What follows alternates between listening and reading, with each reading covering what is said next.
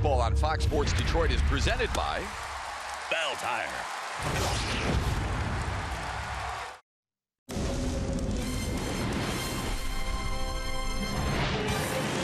There is a never say die attitude with this Tigers team this year. 81 games have been decided by 2 runs or fewer, including last night's 4-2 come from behind stunner here in Minnesota. Tonight, Detroit looks to secure a series win at Target Field. It's a place where they've had wonderful success lately. It takes place only here on Fox Sports Detroit.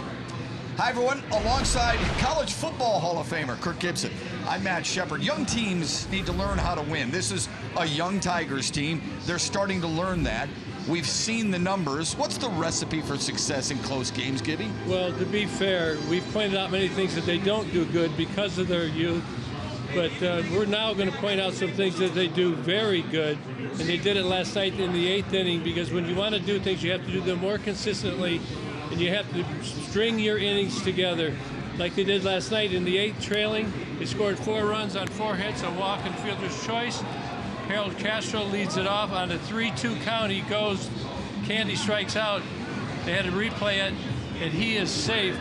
So that adds into Stewie has a big battle going down 0-2 on a couple of changeups. He battles back for the walk. So now you see the lineup starting to string together. Then we get the fielder's choice.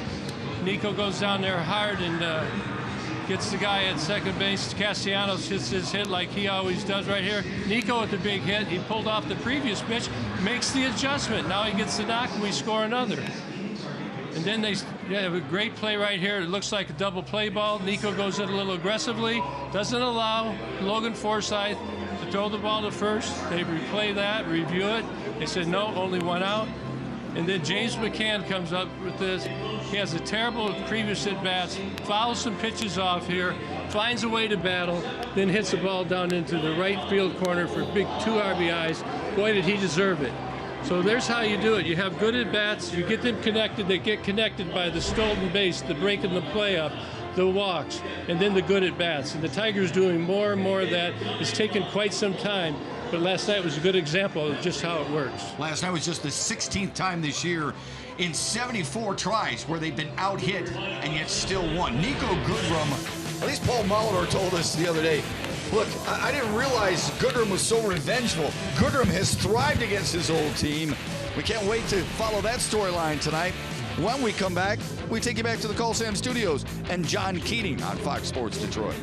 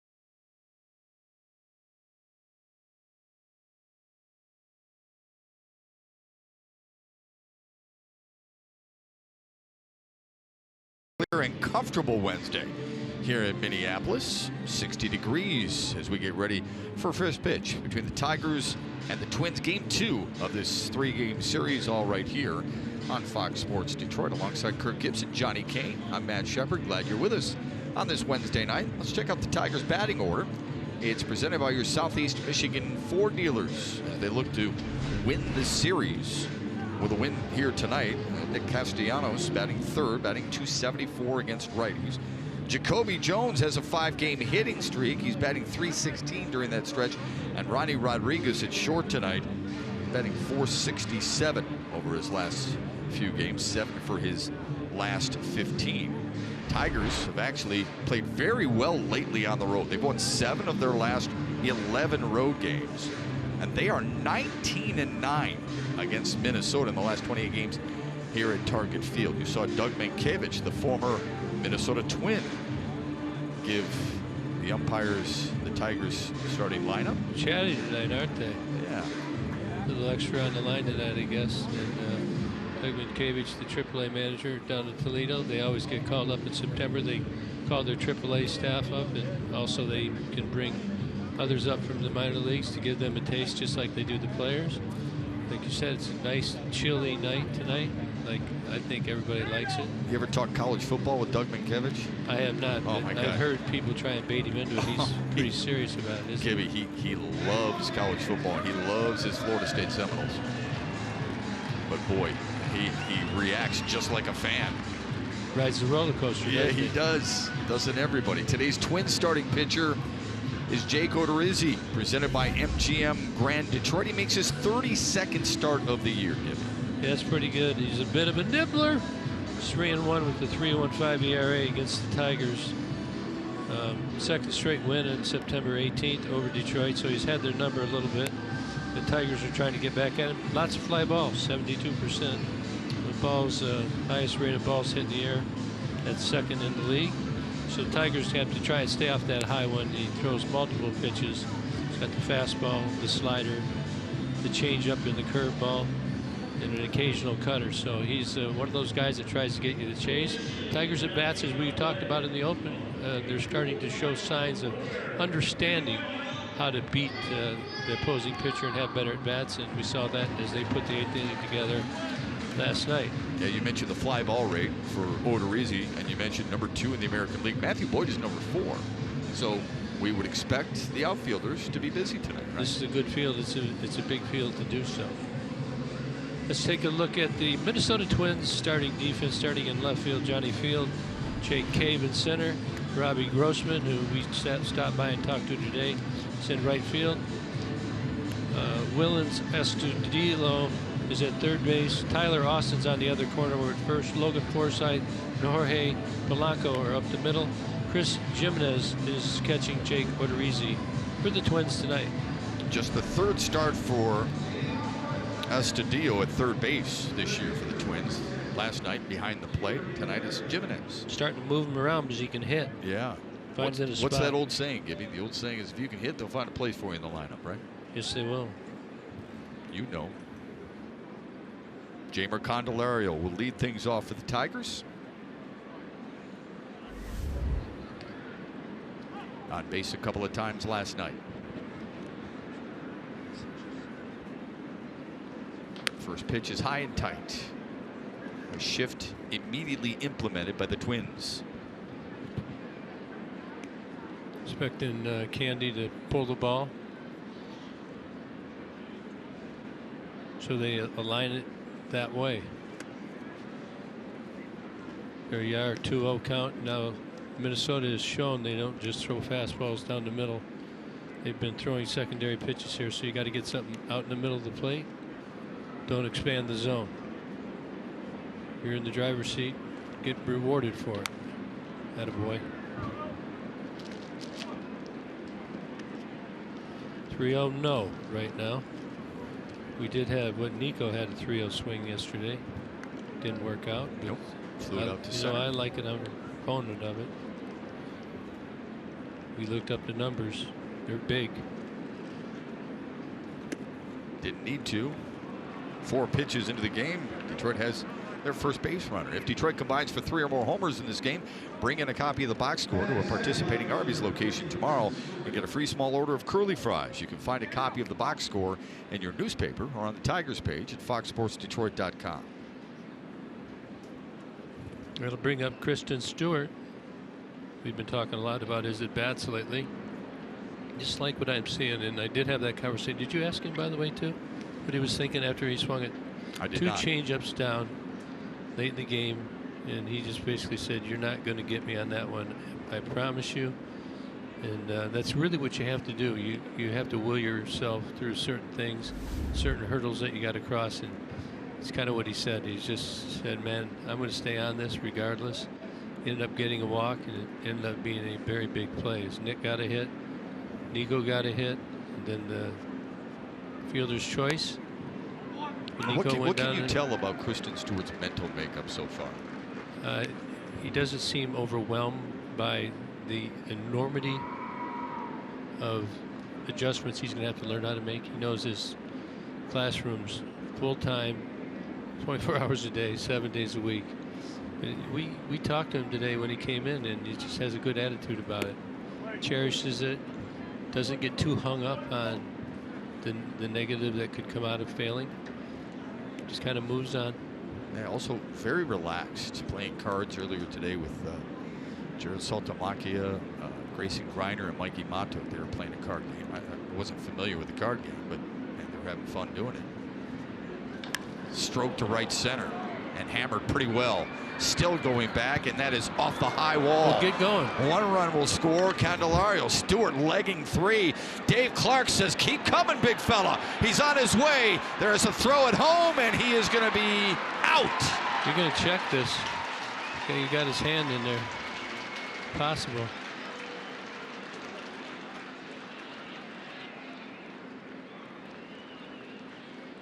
Stewart was low flying around there, by the way. It's a pretty good route around the bases. I think they may look at this. Nope. Pretty good relay. I mean, pretty good relay there. They thought they'd catch him. You can see the ball's there. No, he did. He blocked the plate.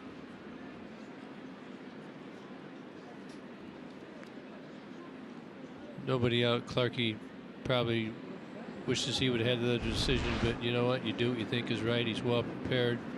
He went for it, didn't work out. Just like every other player. Just like every other player that's now he's waving him on.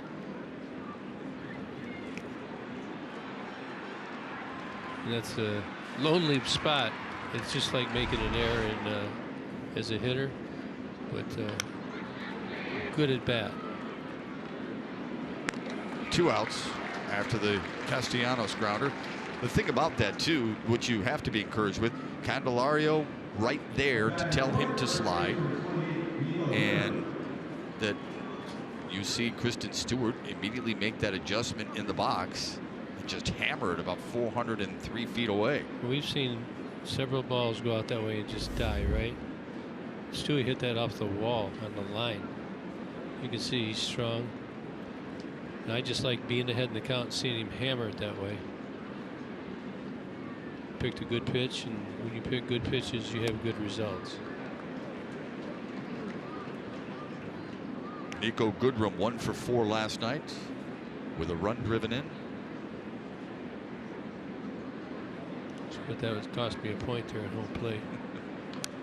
Yeah, but you got 4. You ended up getting 4. I don't think it cost you a point. Yeah, it did. Oh. You're safe as 6.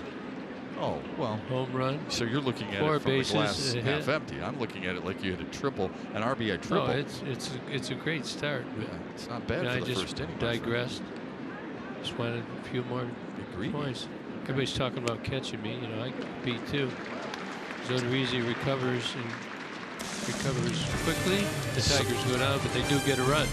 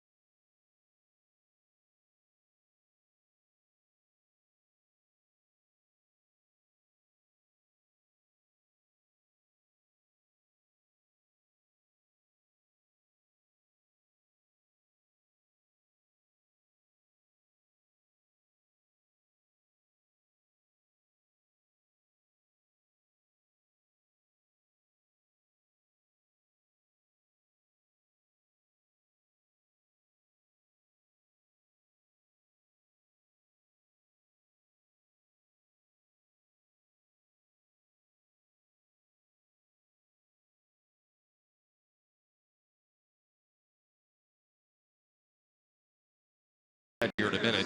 Today's Tigers starting pitcher is Matthew Boyd. Is presented by Family Heating, Cooling, and Electrical. What does he need to do to bounce back from his last rough outing, Gibby? Well, hopefully he's got better stuff.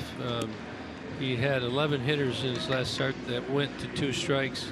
On 7 of them, 4 of the 7 got hits. It's just one of those days. Jorge Bonifacio's 3-run home run ended his evening, but he's been doing better. The batting average against with 2 strikes is all-time low, and 2 strikes counts turning into strikeouts are better as well. I'm sorry that I went too long. Now, you're all right. Here's the Twins batting order presented by your Metro Detroit Chevy dealers. Joe Mauer is the guy you will focus on, hitting .357 in his last 11. Most impressively, in 10 games this year against the Tigers, he's batting .342. Really enjoyed our conversation with him prior to the game, and primarily you did most of the talking with him about where he's going, and your questions were relevant, they were pertinent, and he was great. You were just talking about the plane of the bat and how he does that. Yeah, we did a piece on him when he was in Detroit. Just shows how, you know, he's only got 6 home runs for a big guy. Many think he should hit more home runs. That's not who he is, but he has an uncanny ability to keep the bat level and hit the ball where it's pitched. You know, there's a rumor he may play, he may not play. He didn't seem like a guy who wasn't going to play to me. Yeah, I just think he still looks good for his age. I mean, he's not even 35 yet, I don't think. And he's still productive, though. Yeah, he's very productive, and he plays first base. Seems like his back has not been an issue as well. And you know, we've been walking around talking to various players as you know, together recently. I think hope people appreciate that it's being productive, that we can represent really from the players that we're talking about in an accurate way, and it is really interesting to get around to the different personalities for sure. Yeah, what I found most interesting in your conversation with him is that he said, I oftentimes go into the batter's box already with a 2-strike approach. 2 strikes here, goes the other way and into the stands. But he said if there's a guy who's got really good stuff, 97, 98 miles per hour, he said it actually helps me, and I take that 2-strike approach on the very first pitch. Yeah, why be long when his terminology is short to the ball, short to the ball. We'll capture this swing. The other way to Kristen Stewart.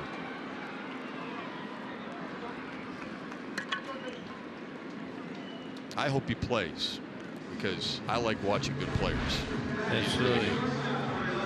Take a look at the swing. Bat dips just a little bit right there. And Kristen Stewart knows he's coming that way. He's there and puts it away. Jorge Polanco, the number 2 hitter, after going 2 for 5 last night, had a double and an RBI.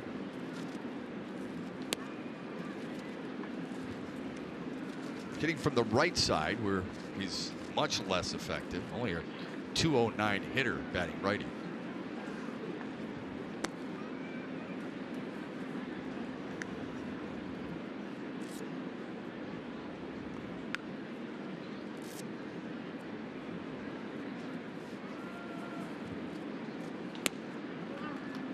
.3-0 to him. Last game, Matt could not get the ball down. Slider was not as effective as it had been in the previous 5 or 6 appearances. So he's out to try and get that rhythm down, and really the slider is his best pitch. So he wants to get his rhythm and get that slider going. Throws it 31% of the time. Going the other way, could be trouble. It's foul.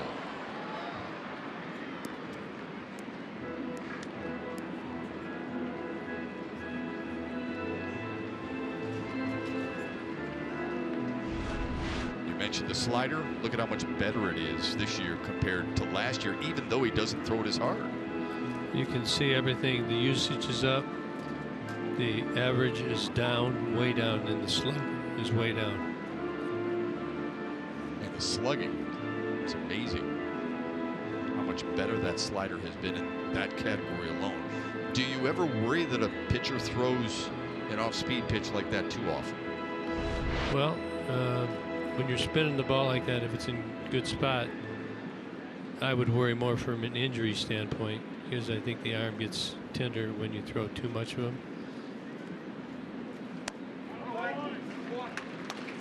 First run of the night for the Twins comes with one down. McLaren Health Plan brings you the Tigers starting defense tonight.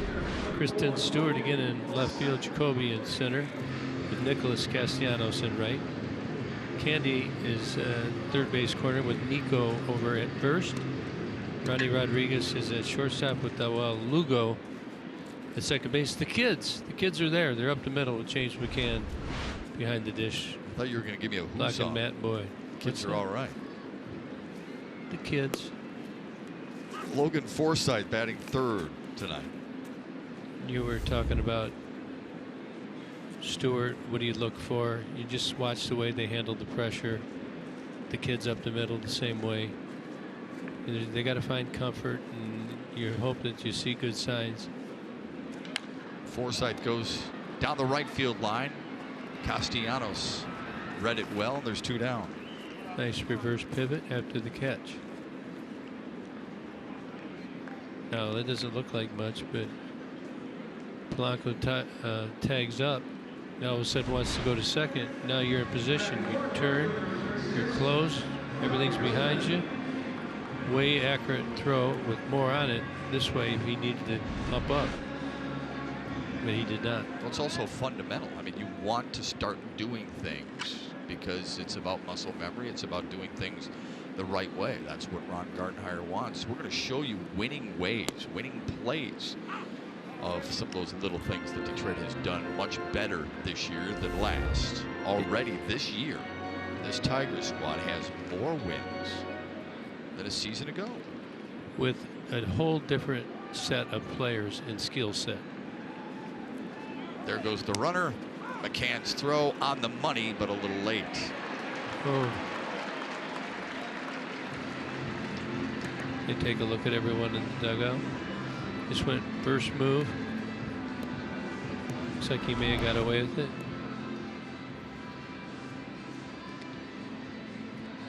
Well, it was close. See how, I don't know, was that Lugo that was up front there? Yeah. Looked like he was in front of the bag a little bit. If you get in a habit of staying a little deeper, the glove had to travel back to the arm of Polanco. If you keep that glove a little deeper, it goes straight down. Who do we see? We saw Lindor from Cleveland. Yeah, Boy, he's the best Tiger I've watched this year. Right back up the middle, and Grossman will drive in the game-tying run here in the first. 2 outs.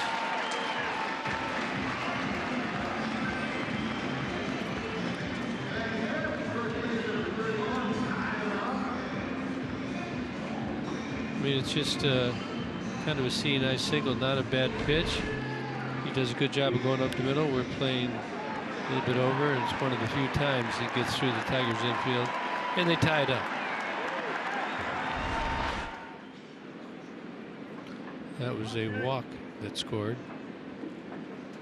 The dreaded walk. Yeah, walk, stolen base, and RBI single. That's how you manufacture runs, isn't it? Yep. Tyler Austin stands in.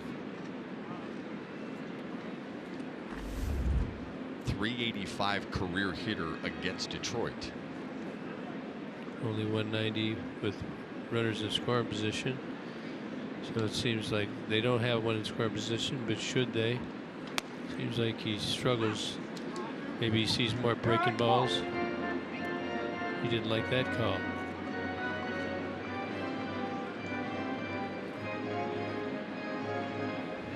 Three for 6 in his career with a homer against Matthew Boyd.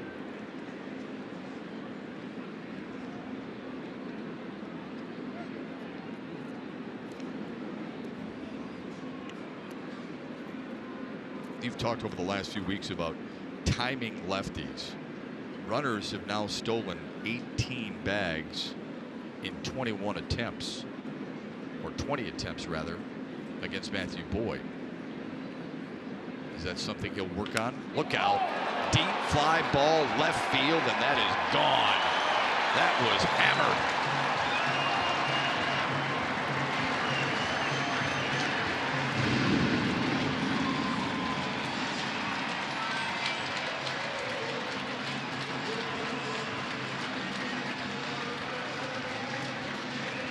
Looked like a slider. Just maybe not as sharp as it had been previous.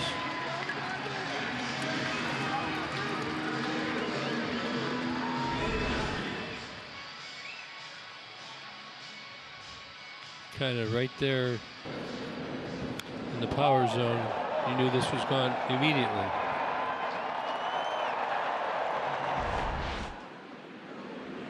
Number 17 on the year for Tyler Austin. And immediately Astudillo takes advantage of a pitch over the plate and singles to right.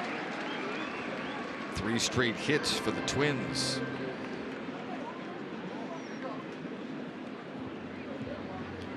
I don't want this to come out the wrong way, but pretty comfy. And I spent a lot of time with Jack Morris the last 2 days we were here. And I know what his solution to that is. Oh, yeah. You just have to command the whole plate, side to side, up to down.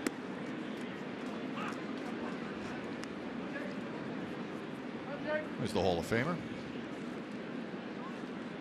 There's the pre and post here right now. And he's worked some of our broadcasts on Fox Sports Detroit this year. Jake Cave swings and misses. He's always fun to be around because you can be rest assured he's going to throw a couple of mental jabs your way. So you want to make sure you get him first. Yeah, you visited with a lot of your buddies here on this trip. You have them throughout the league, but especially here. Dan Gladden does the radio, so he's a good friend of yours. Yeah, he's Bert Blylevin, of course, Jack Morris, and then today we sat in Paul Molitor's office for a long time. And then Jack's sitting next to Ken Herbeck, I think.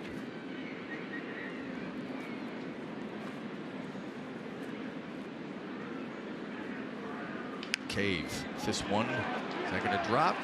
Just foul.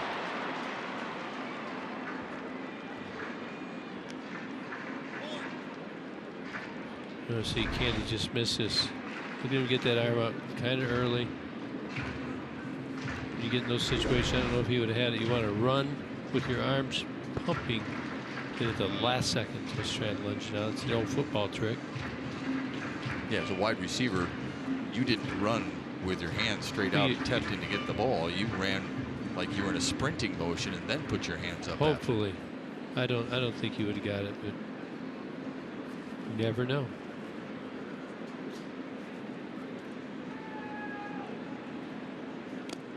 Got him fishing. But the Twins plate 3. They lead at 3-1. Tigers will welcome last night's hero to the plate in the second.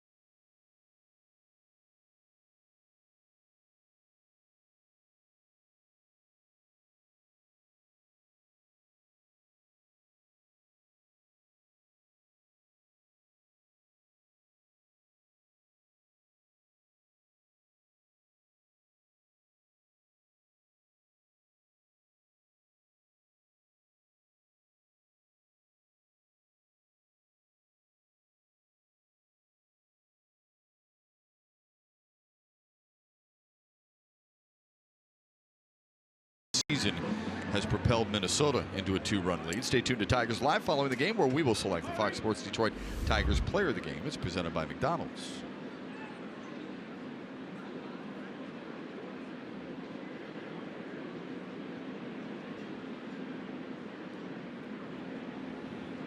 Jim Ducey leads off the second.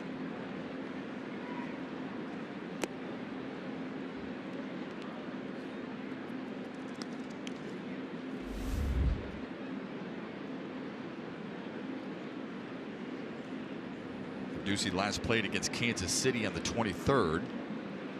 Went 1 for 2 in that game. Quickly ahead 2-0 here to Jake Odorizzi. You can see that Odorizzi is fairly wild, is not established any kind of rhythm yet, and he's kind of all over the plate. Tiger hitters have been very patient, which is good. Yeah, going to have to be against this guy. This count right here, 2-0, you want to look right down the middle. Don't reach for anything. Ducey had a big swing at it. Odorizzi is coming off back-to-back quality starts for the first time this year. Yankees and Tigers had a visit with Jack Morris before that start against the Yankees and went out and no-hit him through 7 1/3. Ducey goes the other way and fouls it away. Ducey is the kind of guy who can't go either way. More of a contact hitter. Not a power hitter, just 3 homers and 20 RBIs on the year.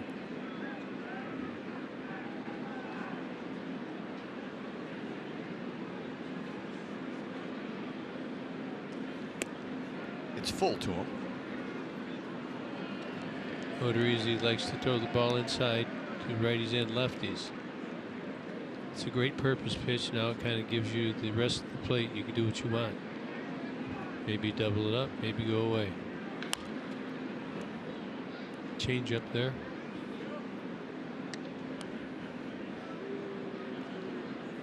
He will throw you everything but the sink. Yeah, he's got 5 pitches. So tough to sit on one particular pitch. Fastball, cutter, curveball, slider, and changeup. Yep. Doesn't throw that cutter very often, just 3% of the time. He'll take the free pass. The second starts the same as the first for the Tigers. Time for the DTE Energy. Know your own power. Happened last night in the 8th inning. James McCann had been struggling all night long, really battling. He gets in a big spot here, fouls this one off, gets a hanger, pulls this foul, fouls another one off, and then payday down into the right field corner. 2-run score. I put the Tigers up 4-1. He had to smile. Yeah, we asked Ron Gardenhire what allowed him to do that. He said, look, he shortened his swing, stayed on the ball. He compared it to playing like tennis. Put the racket on the ball? Yeah, put the racket on the ball. Perfect swing. Ron Gardenhire's been really impressed with James McCann this year. He's played hurt, but never talks about it, never complains about it. Not once has he said, I'm a little too banged up to play. Tough kid.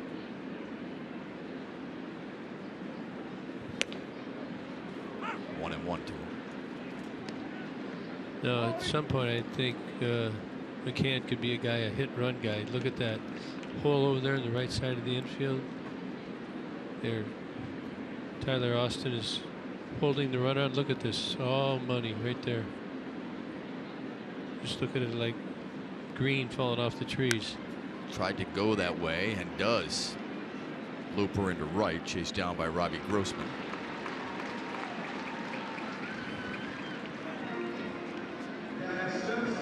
And here's Jacoby Jones.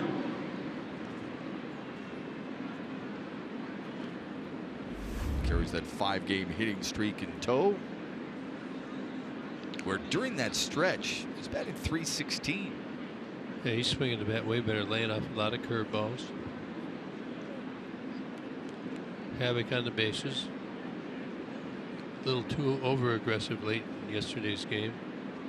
Made an out. We had a discussion about it today, and he wants to get better. He he knows exactly on his own what he wants to do next time. But you're always trying to pressure your opponent.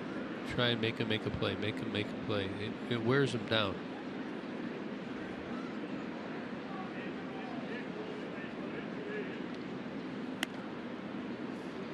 Trying to think what I could give you a new analogy that I could give you something to do that might wear you down over and over and over. There's plenty. Go on one of those long walks with you. No, you'd be so far out in front of me.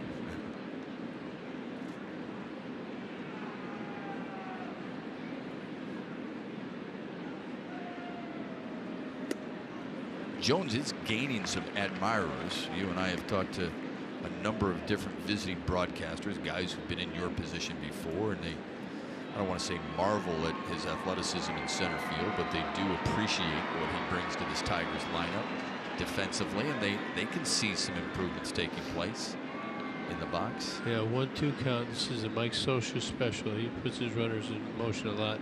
1-2. Partly because of the count. Why, because you think you're getting an off-speed pitch to the batter? Yeah, that's one of the reasons. But I know that Gardy is going to try and put more guys on the move, challenge your hitters.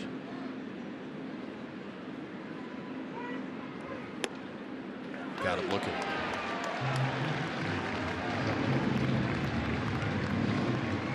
That ball looked outside from where I was. It looked pretty close, too close to take. Never made the plate. That is Jansen Visconti behind home plate. Number 52, Jansen Visconti. Bob Shepard from Yankee Stadium. Is that what you're doing? Quick throw. Trying. Ducey's back in time. Dewalt Lugo stands in for the Tigers.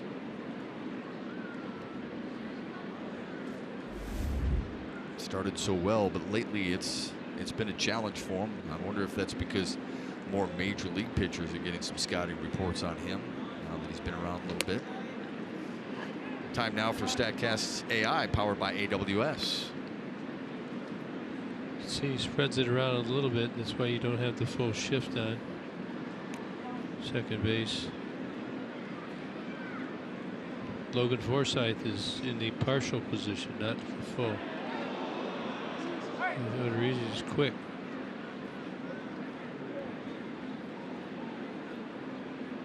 Well, they're on the phone. We're going to take a look. Yeah, Tyler Austin motioned to the Twins dugout to take a look at that closer.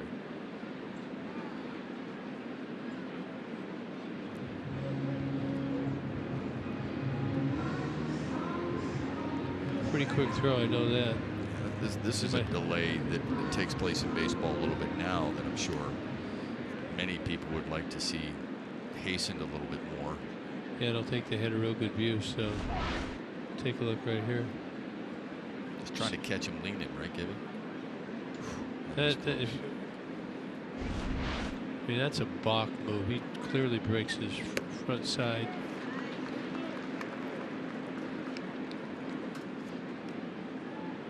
Watch his front left leg. He bends it. It doesn't see that. He does. That's You're a right. balk. Where's Bob Davison when you need him? Balking Bob. You know the Twins don't have one balk all year. Not one as a staff. Well, that's a balk in my book. They probably would not agree. This Twins pitching staff has set a franchise record for strikeouts as well.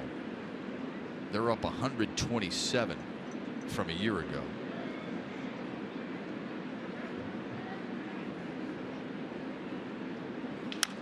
Punch to right through the hole.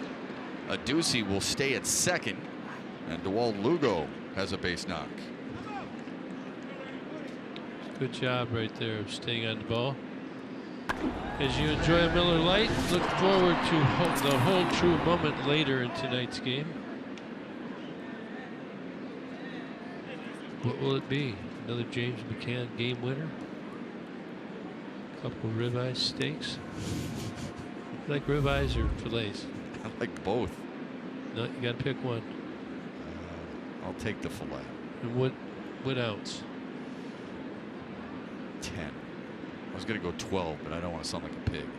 Yeah, that gets a little filling. It hurts your dessert. Your dessert. Did you have some tonight? I did. Oh, I assume Yeah, I assume you had just ice cream today. One right? of my pet peeves when you're at a restaurant and they close at 11. Well, they closed the kitchen at 11. That's what Okay, happened last night. so you go in there, you eat, and then you say, well, I mean, I knew what the answer was. Yes, sir. Do you have a dessert menu, please? They say, oh, I'm sorry, the kitchen's closed. Oh, that's right. The knives are locked up to cut the cake. Yeah, Gibby's not happy. No. Well, I mean, they do it several places. And your tip amount just got reduced by 15%. Thank you anyway. Oh, Ronnie Rodriguez pops it up. On the infield, Logan Forsythe is going to take care of it. Yeah, we'll try to find some pie, cake. You know, there are cupcakes in the booth, kid, if you want them.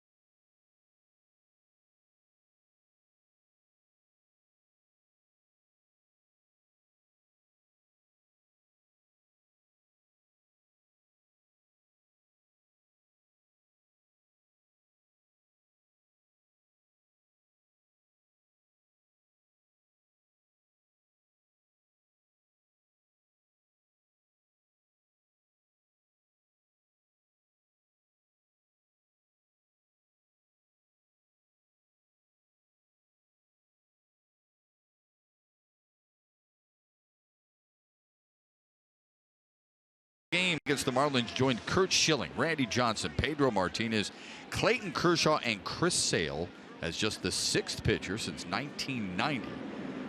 Look out. Deep fly ball, left field. Johnny Field has just left the field.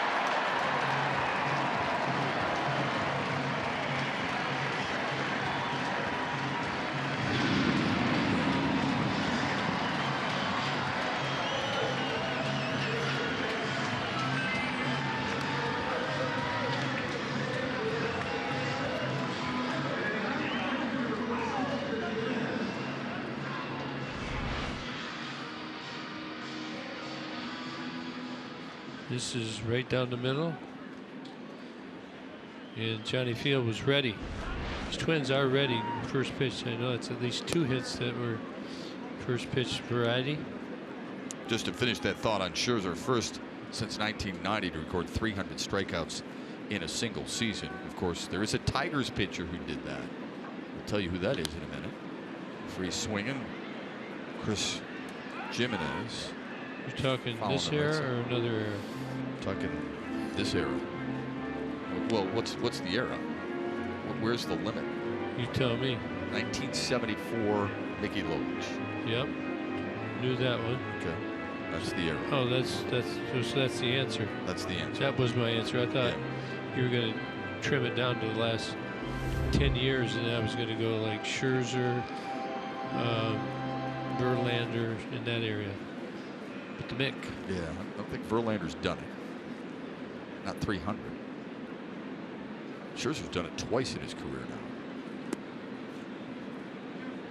Scherzer also now has won the strikeout crown for a 4th straight year.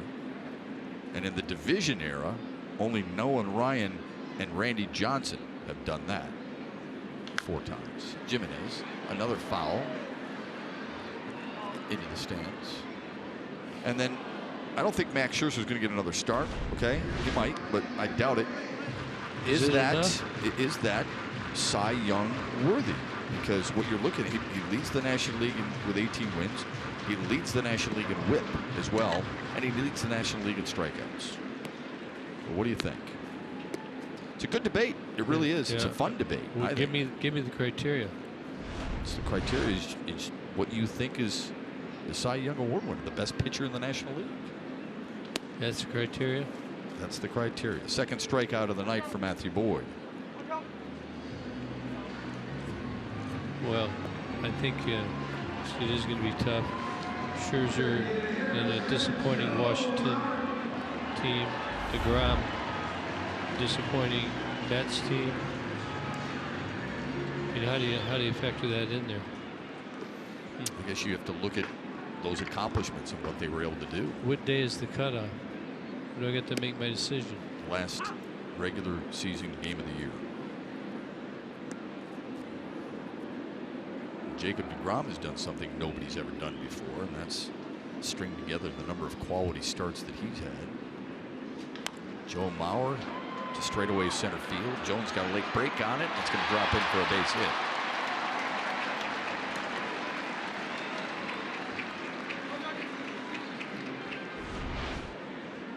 Mauer's a machine. Straps it right in there.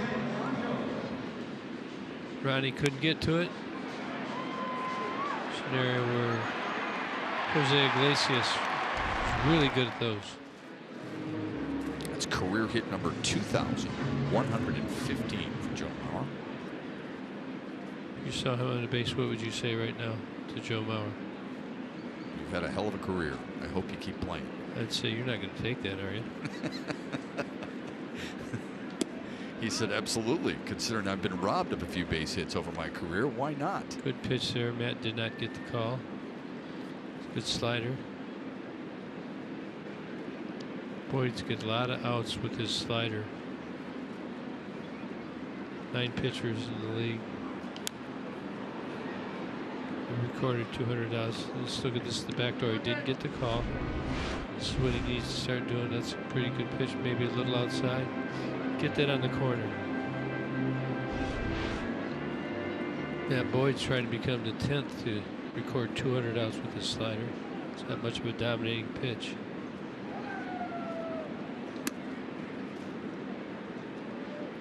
His strikeouts coming into the game tonight, 156, most by a Tigers lefty since Mickey Lolich did it in '74.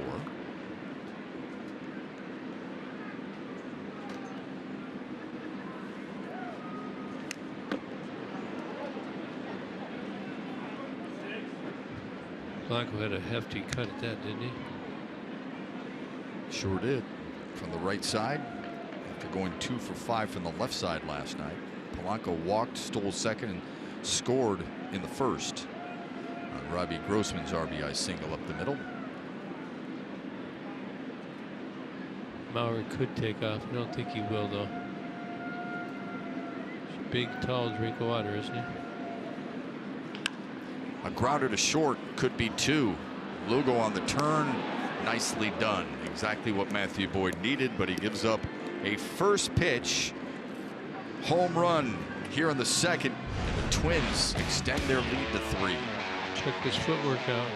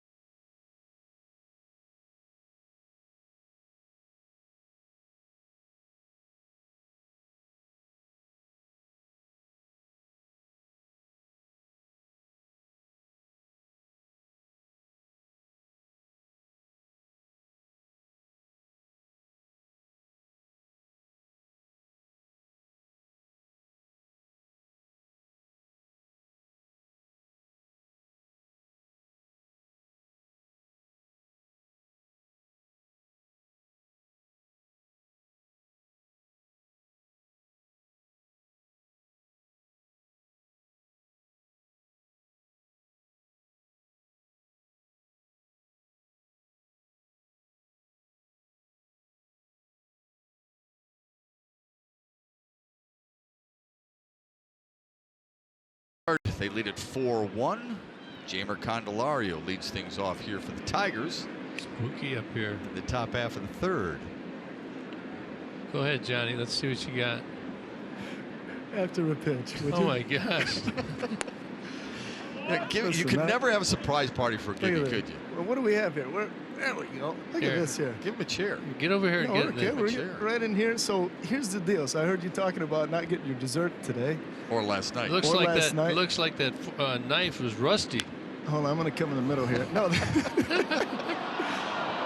Looks like Johnny's wedding cake, doesn't it? That's about a pound. So the guy who cut that is actually a lifelong Tigers fan. His name is Kurt. And he said, you know what, for Mr. Gibson, he says, my childhood hero, he said, I'll give him the biggest slice that he can handle. So how did you find that guy? Wait a second. Hey, we were just on the move. So great effort, but there's one thing severely wrong, Shep, you should know. Yeah. Ice cream on the side. There's no chocolate. Oh, jeez. I'm not going to get chocolate. Then you're not sincere. Eat your cake. That's good. Yeah. Thanks, Johnny. Have your cake and you eat guys it too. are so I'm going to work. He can have that cake and eat it too. So I take that as a hint. As Gibby, you need to shut up. Hey, Johnny, how long do you think it's going to take for him to finish that off? Half inning. Yeah, right. Get that out of here. He may not. That weighs a lot. You're going to have to walk a long way tomorrow morning. Can I save this for fishing? I might be able to chum with it. Oh, thank you, Johnny. No problem. Johnny's always thinking. Yeah, he is. You're going to have to keep your heads up here in the last couple of days. Candelario drills one to center. Jake Cave covers a lot of ground out there. There's a lot of it out there.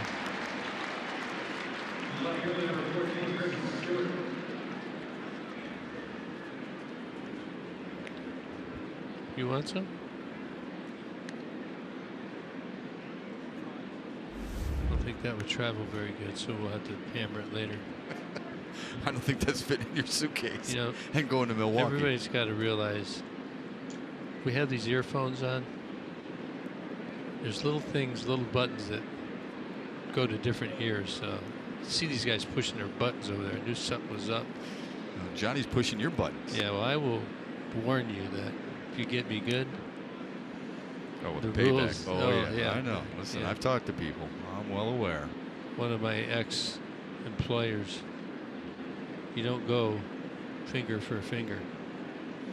Yeah, didn't we talk with somebody earlier this season who made the mistake of trying to pull one over on you in spring training, and he still doesn't know who got him back? Oh. He's not far from here either. Yeah, well, he thinks it was me, right? Yeah. Somebody clipped his whole leg of his pants off when his bags were packed. This is the funny baseball joke.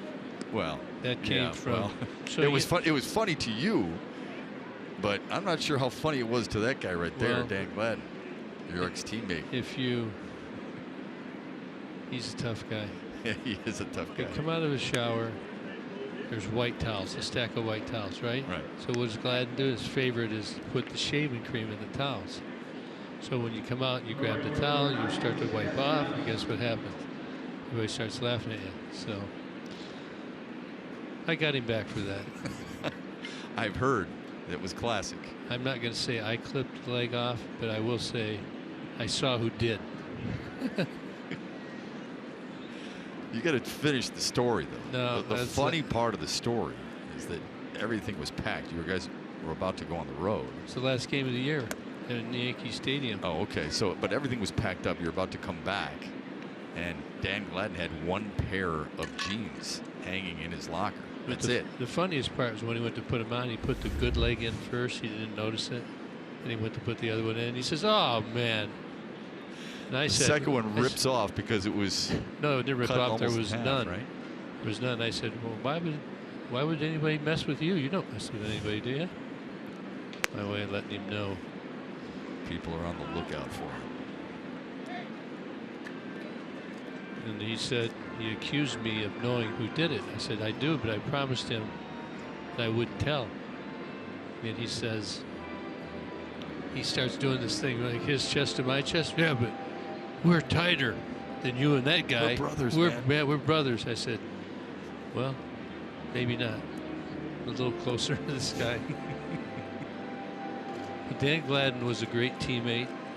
He was a gamer deluxe. who's a great fun to play with, he got after it. Got some incredible stories. Yeah, he really got after it. He didn't lay You down. could share that cake with him if you want. He's invited us out after tonight. See Talk what a little time the baseball. kitchen closes. Yeah, let's see. He likes to talk baseball. 6 straight balls thrown by Jake Odorizzi. Making 7 in a row. Tigers had a few chances last night before breaking through. Trailing here and an ugly pitching line for Odorizzi. They'd like to get to him here in the 3rd. Get a hold of it, Nick.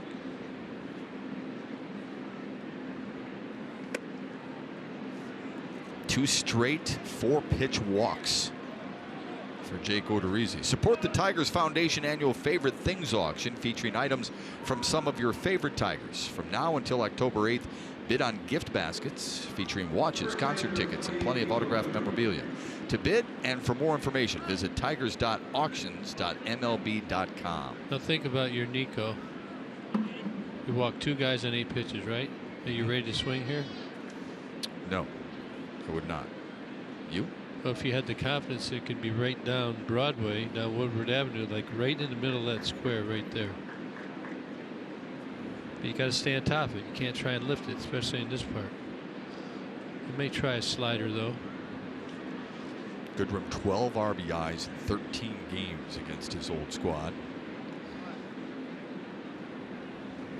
Struck out swinging back in the 1st to end the frame. Got to stay off that high heater. Look down in the zone. So the catcher and the pitcher, what are they thinking? Are they thinking the same thing? Are they going to give in? Probably not. Finally, Odorizzi gets one over. I would say that's a little too high anyway. Didn't want that. That probably would go into the air, so good take.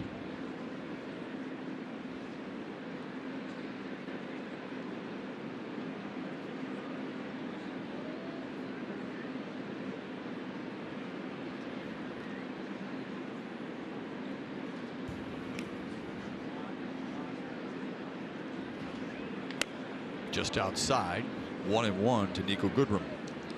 Tight zone. Pitcher or hitter friendly.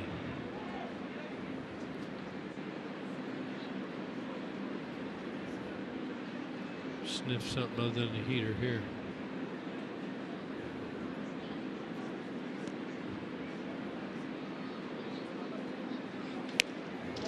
Ooh. 1-2. That's what he wanted. Went for the downs. Now it's got to get a little shorter. Odorizzi is sneaky. Just right by him.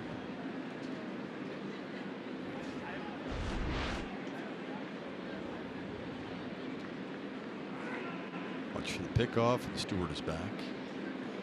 We were talking with Paul Molitor before the game, asking him about Nico Goodrum, and he knows the numbers against him. He says he's really hammered us this year. I didn't realize he was so revengeful.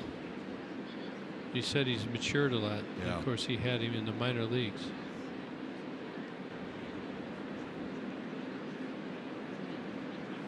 Right back up the middle. Base hit for Nico Goodrum.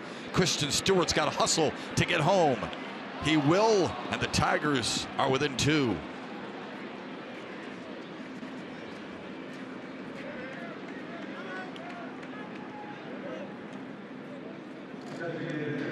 This one's down the middle. Get a good fastball. Look at it, it's just a little lower. That's the difference. Nico's better down low, and he hammers it right up the middle. Great at bat. Had that good at bat yesterday, and everybody thinks this is going to be a play at the plate. But that throw came in from Jake Cave, and it was tailing off. So very smartly, it's cut by the Twins, holding the Tiger runners at 1st and 2nd. How about the night for Kristen Stewart? A triple, a run driven in, on base twice, and he just scored a run. Somebody's Ram pick the stick is coming through. Gibby, here's Jim Adducci. Walked his first time up. Big cut, 0-1. I like when you talk about Stewart's at bats, especially the walks, because too often times we don't appreciate free passes as a good at bat. You know, we talked about it in our open. It starts things, it links things. Okay, so you got walk, hit. You're not. It's hard to get 3 hits in a row. How many times do you see that? Watch the game. How many times do you get 3 in a row? So if you get walk, hit, it kind of, that's 4 good ones, and you're probably going to have a run or 2 on the board. Well, you always talk about 4 good at bats in a row. Remember what Minnesota did in the first inning. They scored 3 runs. They had 3 hits in a row. You're going to get a run with that, unless somebody runs into an out.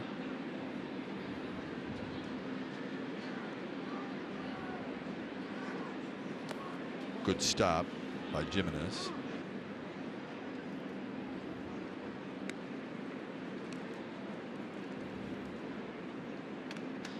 And I'm just sitting here watching the Tigers. You know, we're talking about the winning ways, and I know Gardy's been talking about fundamentals. So, you know, these guys are on base here. You got Nick and you got Nico. They got to work. It's got to be on time. Now watch, he should walk in here and be hitting that foot just about the time it crosses the. Why do some players do that? Why do they go behind the bag a little bit and then walk toward the pitcher in their leadoff, like Castellanos just did there? Well, I tell you what I did, because that shortstop's right over here. So if I back up, he's got to go through me. You understand what I'm saying? Now see, he can block him out. Now he's coming in. This is good. Hop, perfect. Is there an illusion to it that Castellanos is getting further off the bag by walking toward the pitcher? No, I think when you're further back, you would look probably farther off. You'd look closer, I think, if you're. But you know, he's stepping back. It's just kind of a rhythm mechanism. The most important thing is when the ball crosses the plate, you have to be at a certain spot. So really, where you start doesn't matter, because you need to have some movement into it. Well, he's walking in. He's reading this pitch. 2 strikes. If it's in the zone, you're getting ready to go. Key out there for Odorizzi. There's 2 down.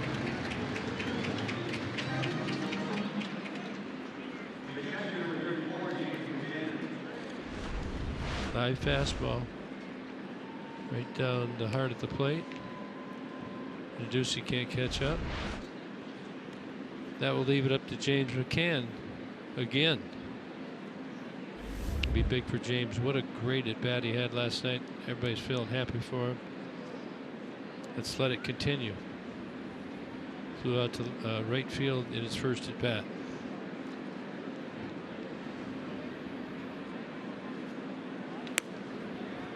Just outside.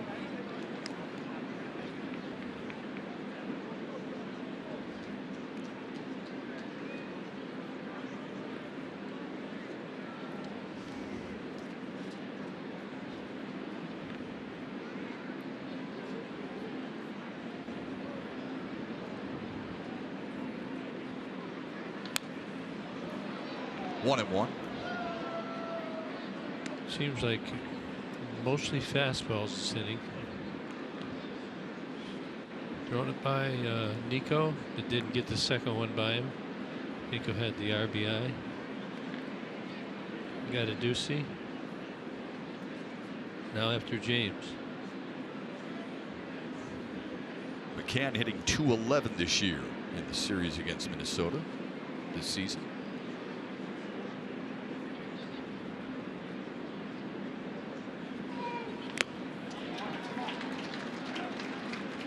Probably a little high.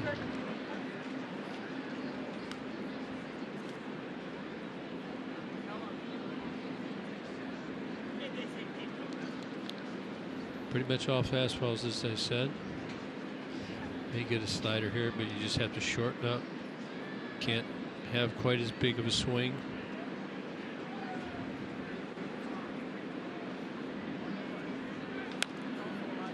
Poke just foul.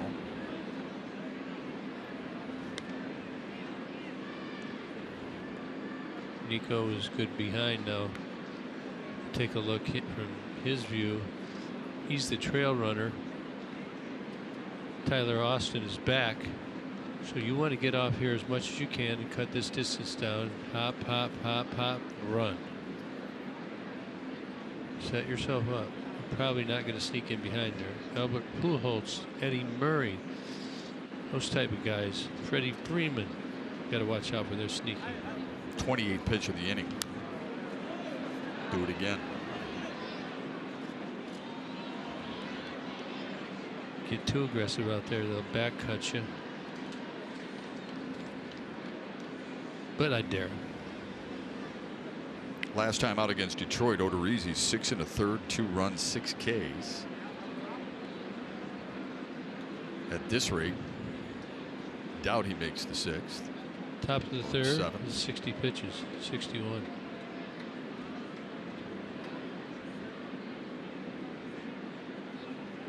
Probably going to elevate.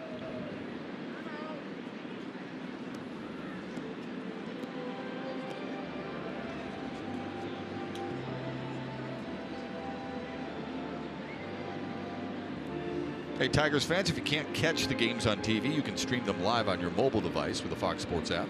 Download the Fox Sports app and take Fox Sports Detroit and Tigers baseball with you. It's made available by Oakland University. That's a long visit. Went out and got him. Don't see that very often. The umpire goes out and gets him. Just breaks up the conference. Let's see, where's the MVR on the board here? You got it? Second mound visit. Where's it at? Where's the indicator? I just saw the home plate umpire hold up 2 fingers. So Jansen Visconti telling us from his vantage point. McCann goes the opposite way. Clutch hit. Let's see if Castellanos can score. The throw to the plate, not in time. Castellanos is in there, and the Tigers have pulled to within 1.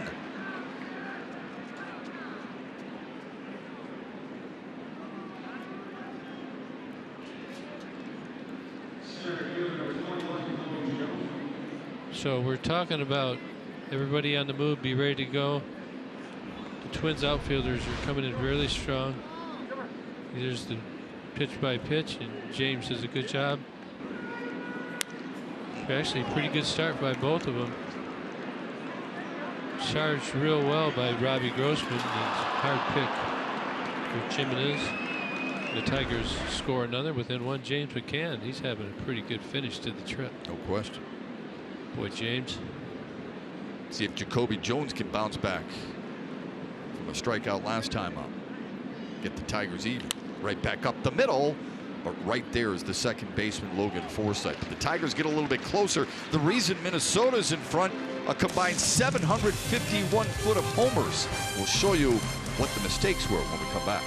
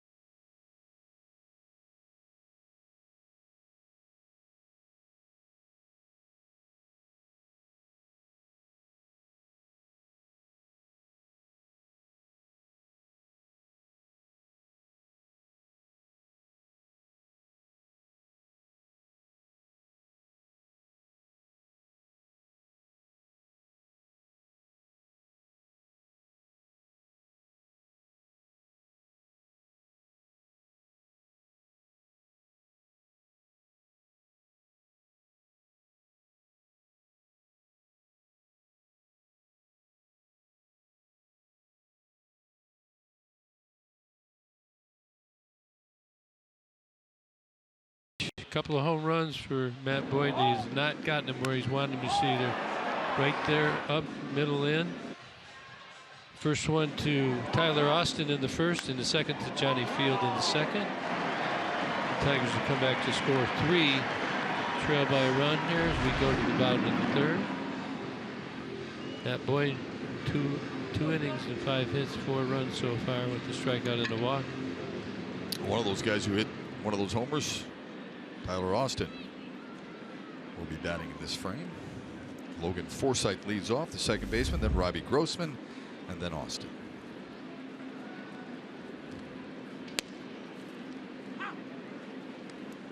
Boyd 26 pitches in the first, 13 in the second.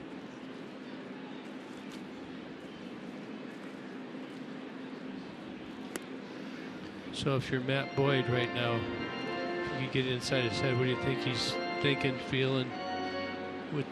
I want everybody to think about it that's watching right now. What do you think he's thinking? I want a quick inning. I'd like a 1-2-3 inning. My team gave me an early lead. I didn't hold it. My team has now gotten me a little bit closer. How are you going to do it? Better command. Well, right now his slider and his breaking ball are not what they have been in the previous. You think about the good curveballs, they start almost outside and upper, and then they slice down and into the righties. Slider's a little sharper than it is right now. His fastball location, so I believe he's trying to make an adjustment. Probably he's thinking it's mechanical. He's probably trying to make a little mechanical adjustment to get it right. Maybe he's overthrowing it right now because the other ones didn't break as far as he wanted to, so maybe he's overthrowing it. It looked like that right there. He really tried to make that one move. So he's searching. This is a in-game responsibility, and he's committed to it. He's battling. He's doing what he can do, and if he finds it, he'll be on his way. And if you're Ron Gardenhire, this is his last start of the year, so you're going to let him go as long as it's reasonable and prudent.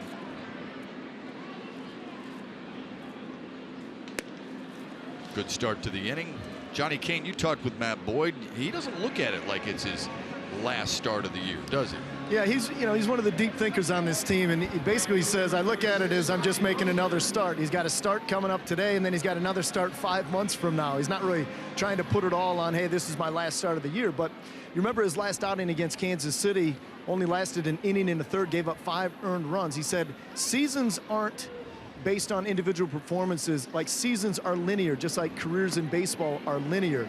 The idea is you take the baseball every day and you continue to go out and attack with every pitch. He really just narrows the scope entirely. He says you get the baseball, you continue to move ahead, you continue to progress forward and make the adjustments that are necessary. So obviously today a little shaky start to get going, but hopefully he can find himself a little bit more now. I do know that Matthew's dad is actually here. I'm out here in straightaway center field, and I was just talking to one of the ushers, and he said, yeah, before the game I saw a guy wearing a Tigers cap out here, and he was eating a cheeseburger. I walked over to him, and he said, yeah, it's my boy is starting today. So he said Matthew started pitching when he was back 4 years old, and of course his dad coached him up through his younger ranks, and just kind of talked about the journey it took for him to get here to be starting in a late September game here in the Bigs. Now there's 3-0.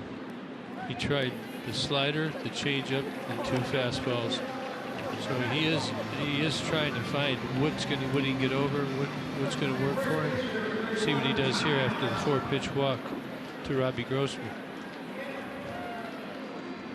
Just one other thought, guys. I asked him kind of where the mind and body is at this point in a season, and different guys will tell you different things, but he said, honestly, I feel good. He says, I feel just as good as I did at the beginning of this season, maybe even a little bit stronger. He said he feels blessed in that sense. So it's not a matter of fatigue right now. It's just finding what works.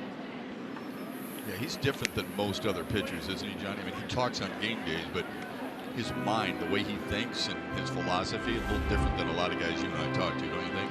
Yeah, and I think if you look at this just rotation as a whole, I mean, it's the thing about baseball is so beautiful is you have, let's say you have your 5 starters in your rotation. Each guy is unique in how they attack their business. But of course, everybody still has a common philosophy that they get, and that comes from Rick Anderson.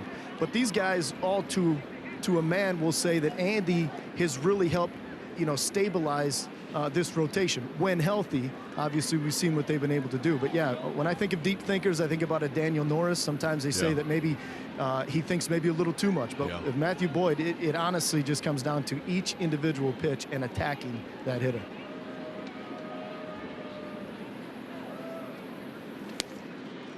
Good conversation with Johnny and Spencer Turnbull in Tigers Live pregame earlier. And Turnbull throwing a really nice game at these Twins last night. He became the first Tigers pitcher to throw 6 or more innings and allow 1 run or less in one of his 2 first major league starts since Kyle Ryan did it back in 2014. Yeah, a refreshing conversation with Spencer Turnbull. I mean, he's still a young man, but you figure his path to get here and what he's been able to do, obviously, in his 2 starts. And then he's slated to throw the final game of the regular season, which is coming up on Sunday in Milwaukee, where he'll actually pick up a bat. He said in high school, he was actually a pretty good hitter. He said he was a better hitter than he was pitcher, but that was a couple years back. So I don't know if he'll be swinging freely on Sunday, but something we'll look for. But Spencer Turnbull's another guy that I think we're all looking forward to seeing what he can do long term. Austin just got hurt, I think. Yeah, speaking of free swinging, so Paul Mullet out there looking at his first baseman, who took Matthew Boyd yard in the first. Well, he really let it go, and it looks like the ball's up. A lot of torque on your hands, fingers, wrists, elbows, shoulders. You're everything.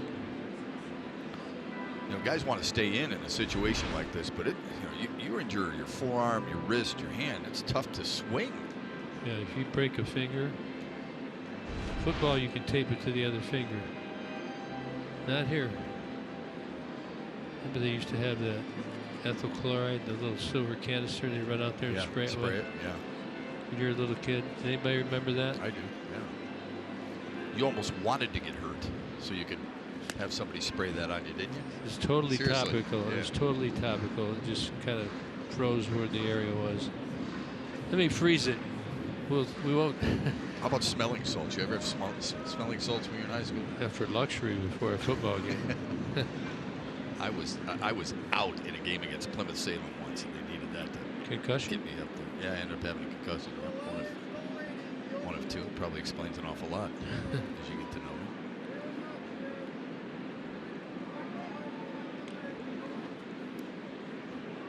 Austin's home run back in the first went 375 feet.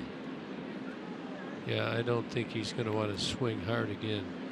Throw another one up top. 1-2 count. You got one to waste. Looked like that really torqued that area that he was getting looked at. Double play ball would be great right here for Matthew Boyd.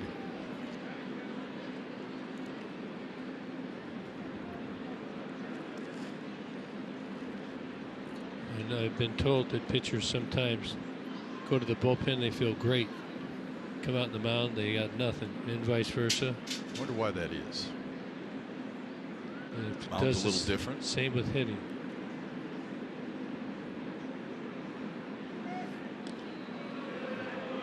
Grossman is yet to steal a base. Maybe that's why some of the Twins fans are a little restless when it comes to that. You know what I call that? We had 3 guys involved in that game. You know what it's called? Blink Fest. Who's going to blink first, huh? You Well, got Boyd's on the mound. Grossman, He's holding. Grossman's there. and Austin. Austin's Right?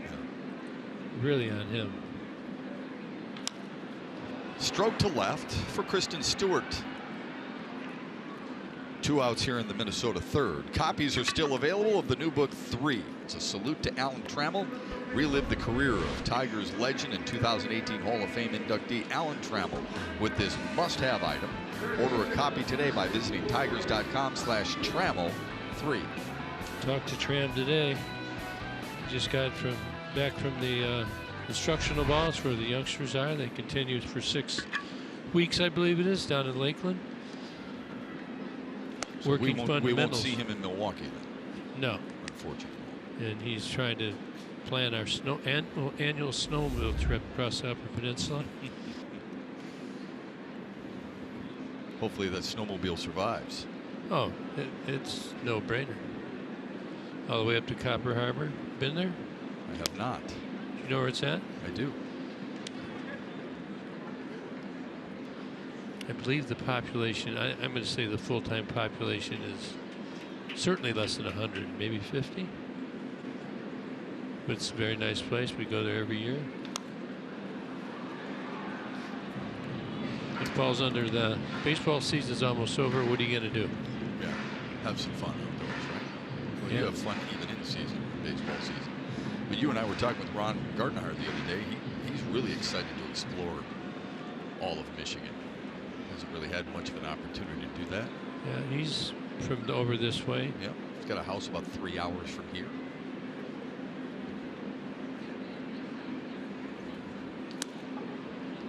Blaine Hardy just built a house a little north of Minneapolis as well. I asked him, Blaine, have you seen the house yet? I mean, what's it like? How's it decorated? He says, haven't even been in it yet. My wife's handling it, and my in-laws are handling it because they just purchased it. As Stadillo pops it up, Lugo drifting out, he'll make the grab. And Matthew Boyd is out of the third. You're watching Tigers baseball on Fox Sports Detroit, presented by Bell Tire.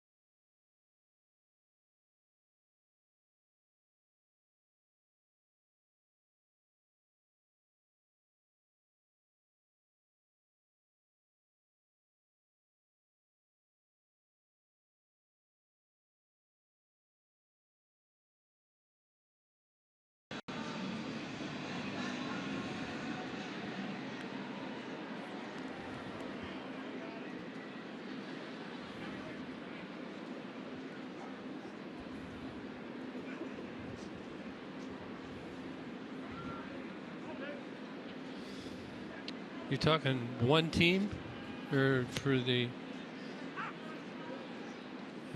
I would take Milwaukee as a sleeper. Wow, really? Milwaukee is 2-1 up on St. Louis right now. They're a half a game back of the Cubs. Okay. Somebody's year. How about a game for Dewell Lugo? Couple of base hits. Yeah, he's needed it. Both to the right side. I didn't. Keats, are you there? He's always there. You got to get Keating's pick.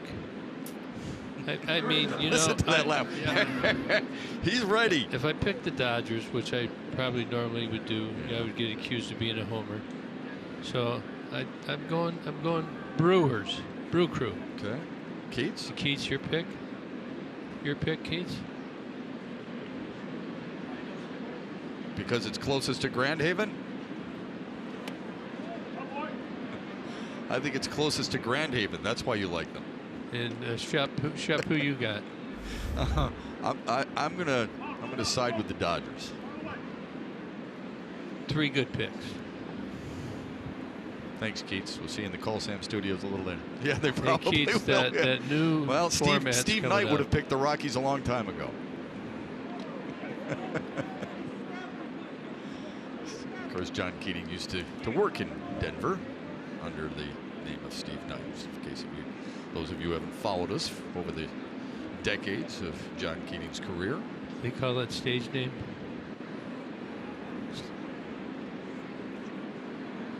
Ronnie Rodriguez lays down a bunt. Has to deal with all kinds of issues. How about that, Gibby? Smart. Well done. That's thinking baseball right there, isn't it? Just taking what they're giving you. Astudillo's third start at third base. Played catcher last night. Give it a shot. Yeah, he hasn't had a ton of time over there. Ronnie did a good job. Took his time. And Lugo was thinking about going to third, a la Jacoby Jones, but smartly held up. He hasn't made that play too many times in his career. I would guess not. You know, I wouldn't be surprised if one of the coaches said, "Hey, take a look down there." You know, that's what, or a teammate. Could be a teammate. Hey, been watching. You know, he's not in very far at third. He hasn't been playing over there. Doesn't have many games. Take a look. Leave it to Candy. 0-1 to him. Walked and scored in the first. Flew out to center in the third.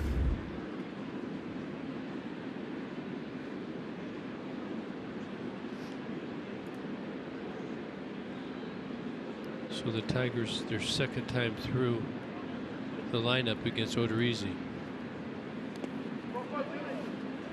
Odorizzi's thrown 69 pitches. 31 of those have been balls. Wow. Not a great ratio. 38 strikes, 31 balls. That's a very poor ratio. We talk about the cold air, how players like it a little chilly and pitchers do, but it could be just the opposite. It could be one of those temperature times humidity equals slippery on the ball. 1-2 to Jamer Candelario. This guy right down below us, he's getting booed. Couldn't hold on to it? No, bid him. Listen to them, they're really giving it to him. They are. Get your ball! What's wrong with you? Not easy. 2-2 to Candelario. I like the ball into Candy. He swings that pitch really well. Now they went up and in. Are they going to try the breaking ball down underneath his hands now? Hitting 204 is a left-handed stick, but he's got most of his power from this side of the plate. 13 of his 19 homers have come as a left-handed hitter. Barely missed. It's full to the Tigers' leadoff man with runners at first and second. Nobody out. Would not send. You know, chance for a triple play. You got first and second. You got the pressure on. You may think, I'm going to stay out of the double play. It's too much of a risk in my book. I don't disagree with you. You don't want to run yourself out of it.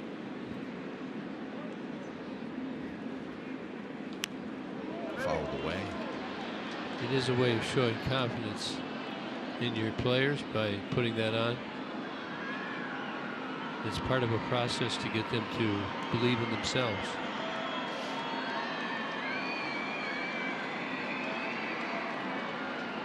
Kristen Stewart on deck. Stay hot.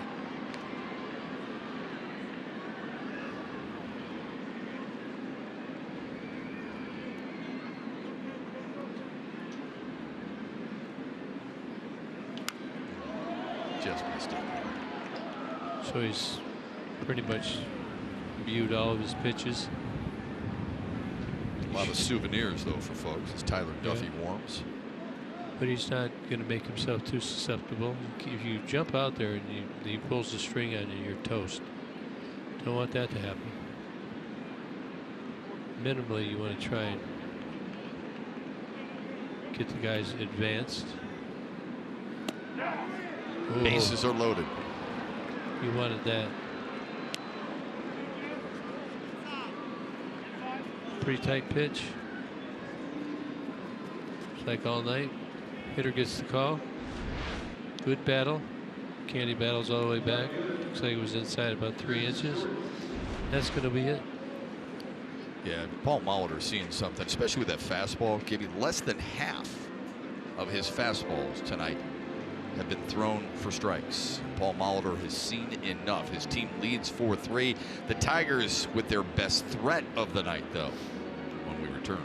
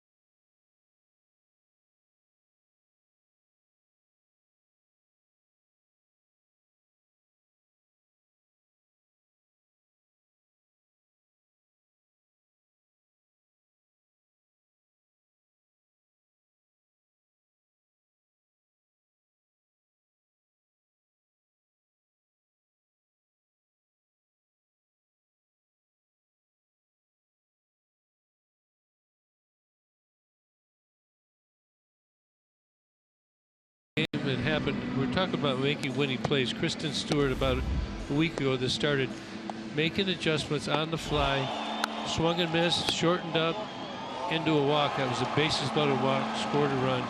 And I said right after that, I'd like that at bat. He's starting to make the adjustments, stay back. Here we find him a week later in the same situation. What will the outcome be? See if he is going to get a new pitcher. It's a Wallside Windows pitching change. Tyler Duffy. He's 23 innings. You see the ERA is inflated. Home runs allowed 6. So it stacks up. Stewie gets his good pitch. Should have a good result. Did throw against the Tigers on the 17th inning and gave up a run. Stewart's already had a productive night. RBI triple in the first, and he walked and scored in the third. He will see another off-speed pitch. He could sit on it until the end of the bat. I doubt that he would throw 2 fastballs in a row. Pounded to center. Cave drifting back. That'll get the run home. The Tigers have tied it. And a good piece of base running by Dewald Lugo to tag and score, and Ronnie Rodriguez to tag and move up to third. Menards brings you the big money encounter. Nicholas Castellanos does not mind facing Tyler Duffy whatsoever. 6 for 17, 3 doubles. And they ground out in a walk. Scored a run tonight so far.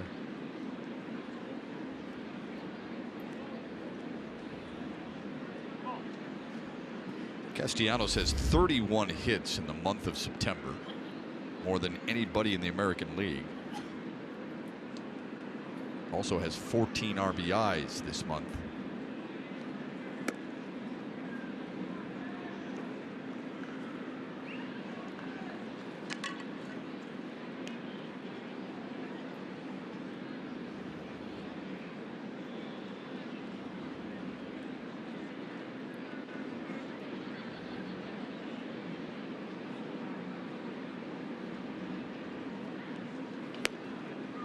Two and 0 to him.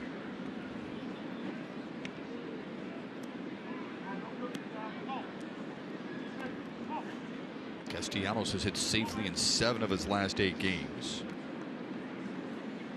And in 22 games this month. That's a lot. Seeing it so well. Just caught the outside corner. Castellanos might have thought that was a little low. Yeah, it looked like it was right down in the corner. Borderline. I know he didn't want it. He's not trying to hit a ground ball here.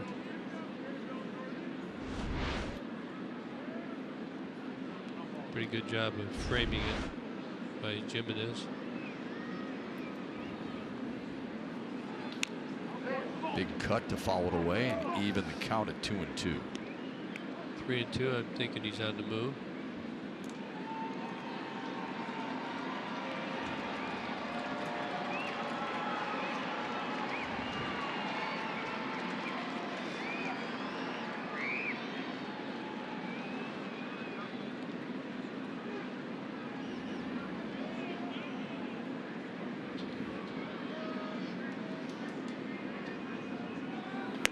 Got him reaching. That's a huge out there for Tyler Duffy.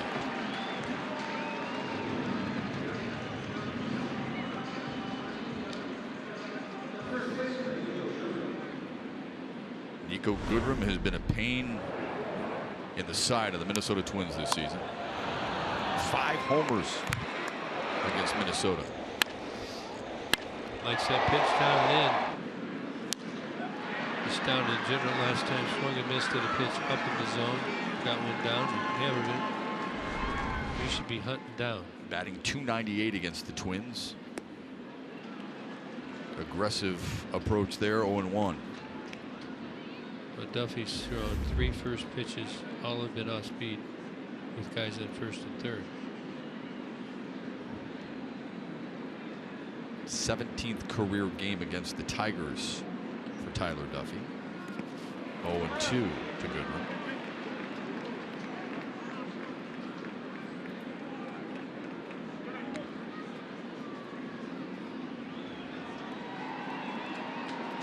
Tough not to try and do too much as a hitter in a situation like this. This is where Kirk Gibson talks about shortening your swing. Hey, you gotta, I mean, my mindset, everybody has a different mindset, but my mindset here is to not let him do what he just did to me 2 times in a row. That's how I stayed back. Duffy wins that battle, but the Tigers do even the score. We're tied at 4 as we head to the bottom of the 4th.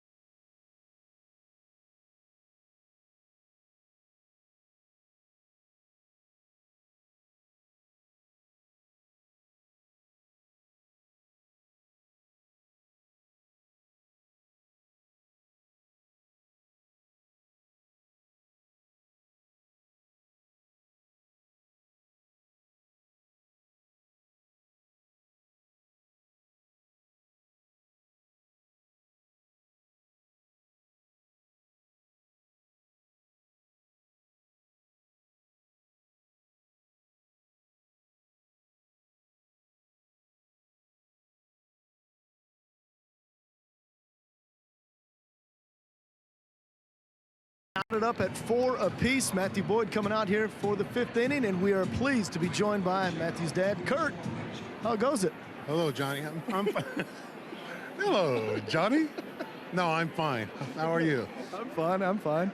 Well, what do you think here? I know, we were just talking earlier in the broadcast. The thing we like about Matt so much is he's a deep thinker. You know what I mean? He's wired a little bit differently, but not in a bad way. He's just wired differently. What do you make of his makeup? You know, Matt's always been a pretty level-headed kid.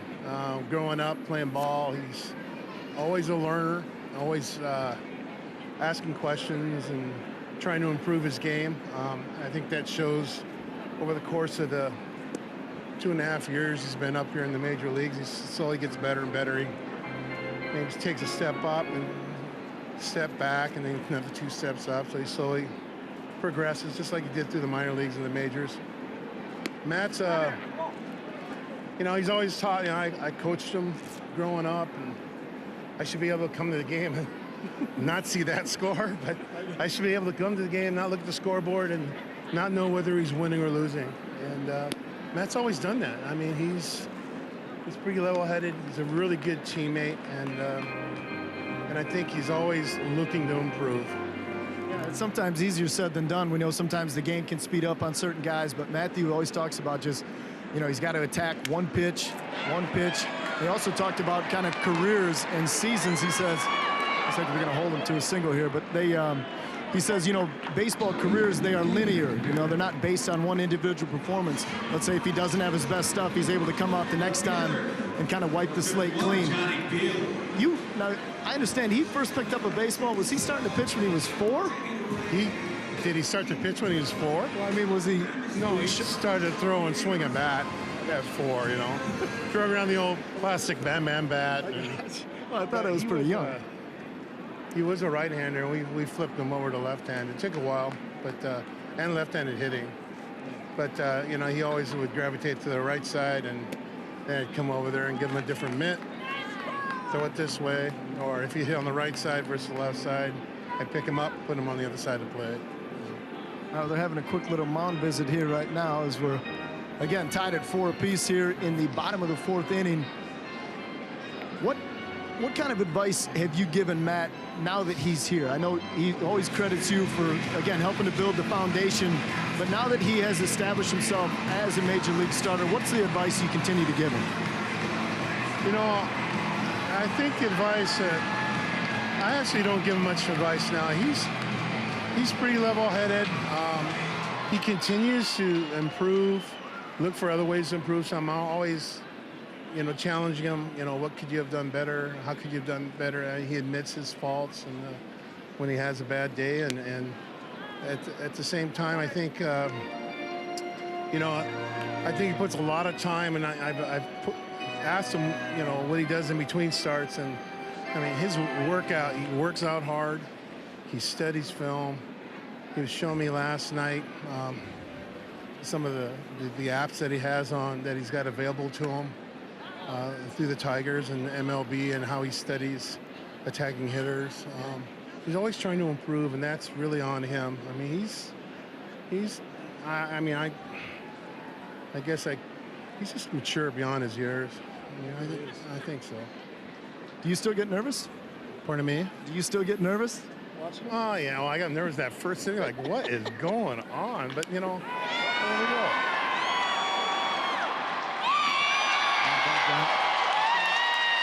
Not a home run. Instead, a double off the top of the wall. And the Twins have runners at second and third. What was that pitch? What was that pitch, guys? That pitch hit just the top of the wall in left. And Paul Molitor is going to want to ask for a review here. 79 mile per hour curveball? Might have been. Was that a curveball, guys? Actually, change up, and the one prior was inside. Looked like it might have been a slider out the body. That's going to be a home run, I believe. It went into the trees. Probably come over and take a look.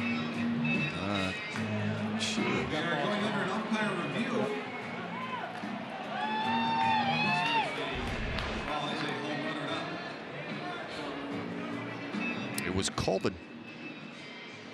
Ground It was ruled no home run on the field. Could have went in I think it was Larry Vanover down that third base line who made that call. went in the shrubs up there, I believe, over that line. You think it hit the shrubs up there? Yeah, I think it went in the box. I thought it hit just the top of the wall. It was a really good look at it. So he disappears. Yeah, you're right, Gibby. It looks like it goes over the wall and hits the concrete behind it. Yep, home run. That's the second homer of the night for Johnny Field.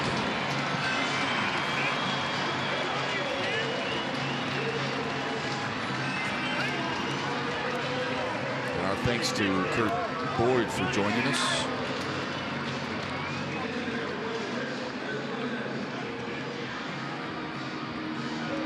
And the Twins claim the lead right back.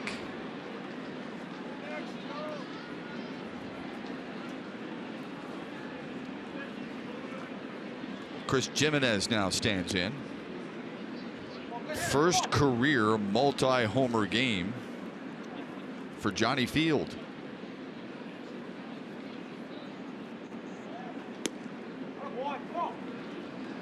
Looks like we got some action out there in the bullpen. Sandy's Baez. Yeah, both of those balls hit this inning. Looked like they just spun on the inside part of the plate. On the off-speed type. Looked like Matt was getting it together. The Twins come out swinging. Got to give them some credit as well. 3 homers on the night for Minnesota. Good news, 6-4, bottom of the 4th. Lots of time for the Tigers. Stroke to left. Right at Stewart, 1 down here in the 4th.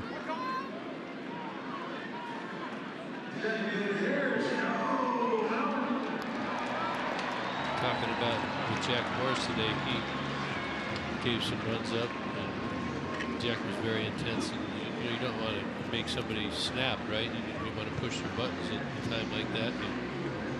And some guys will say, pat him on the rear end and say, come on, go get him. Other guys will try to avoid him, don't want any eye contact. And Jack had a situation like this, and he just came in and said, I never lost with 10 runs. Let's go. Swing the bats. And I believe we came back that game.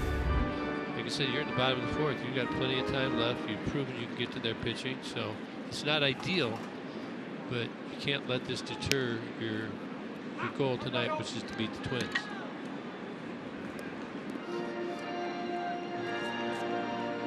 Joe Mauer singled his last time up in a 1-for-2 night so far.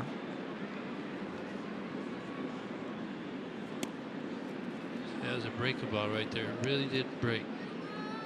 Mauer has reached base 353 times in his career against the Tigers.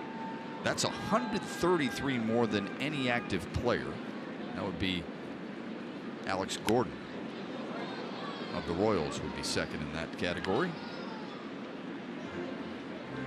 You see Matt's breaking ball, he's just not getting a good finish on tonight. It's kind of just spinning, doesn't have the sharp break. And here as the Twins get coming around again, they seem to be recognizing that pitch.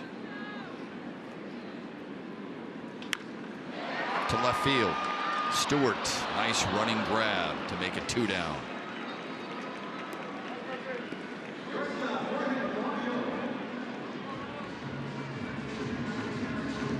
.79 pitches. Good job, Stewie. Out to the side where you can see it. You don't ever want to lose sight of the baseball. Get it out the side. If you overrun it, you can adjust better, quicker, and not get jammed up by your positioning.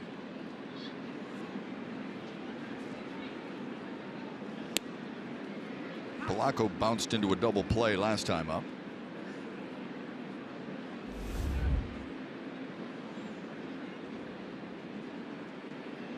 Batting .319 his last 17 games. Tries to lay one down. Boyd fields the position well, but throws it away.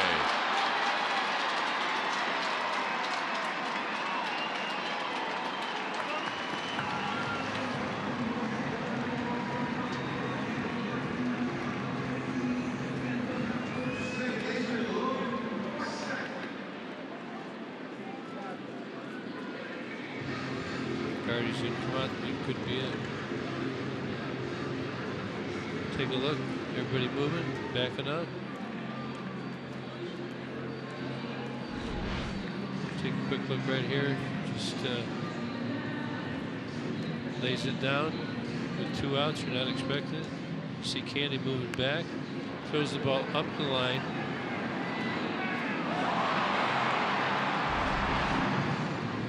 That'll be it for Matt. Yep, the 6 earned runs, tied for the most he's allowed all season long.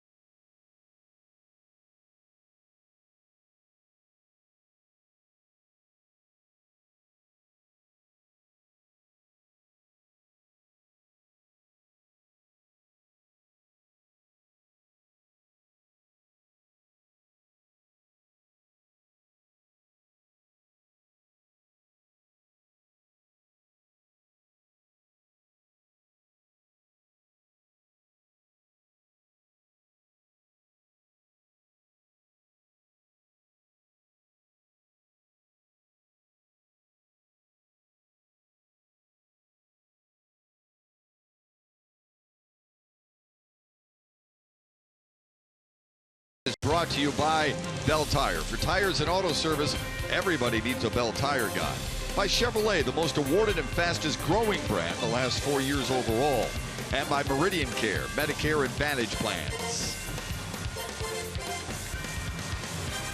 Not the way Matthew Boyd wanted to end the season. Yeah, it's a tough day. Didn't have his good stuff, and give Minnesota some credit.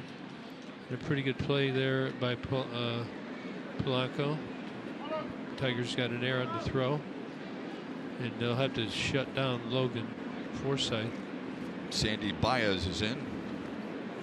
8th appearance of the season. And what we see in Sandy's a very electric arm, high velocity. Secondary pitches have to be coming to play though when you get behind, and his biggest problem so far as of late has been that he's not commanding the zone and getting ahead in the count. Started his Tigers career by tossing 10 2/3 of scoreless innings. Allowed a run middle of this month to Cleveland, and the last 5 outings it's been a little bit more challenging for him.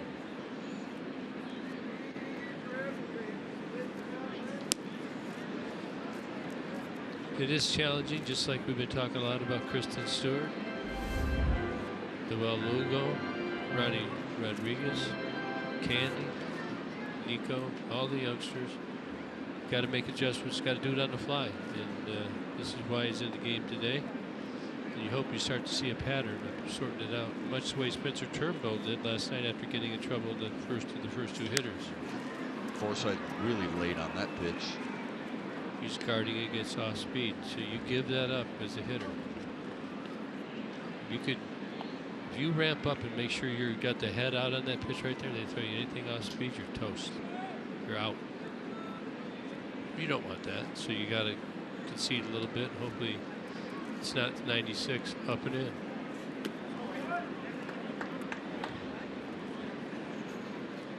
2-2 to Logan Forsythe.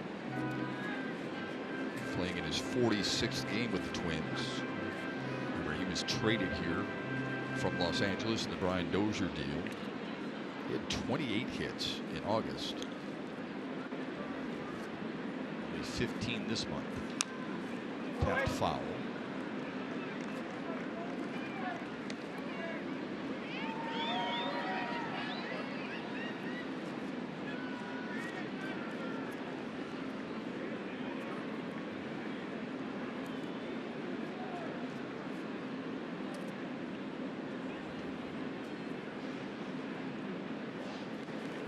Good fastball up and in.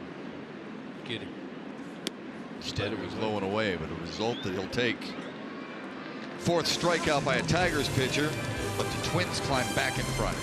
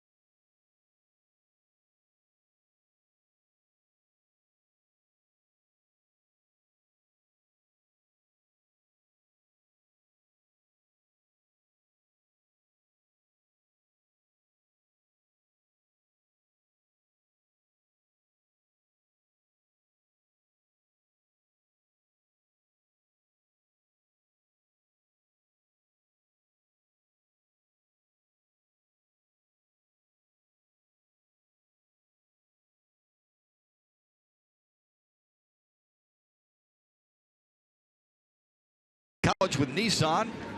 Pistons with their training camp at the Bill Davidson Student Center there on the campus of the University of Michigan. Dwayne Casey in his first year. Good hire. You think so? By Tom Gores and his crew. Yes, I do. He greatly improved members of the Toronto Raptors while he was there.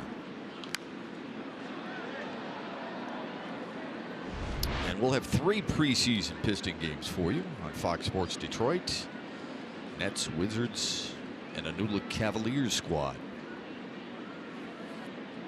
It'll be interesting to see. I don't get down to see the Pistons too much as of late.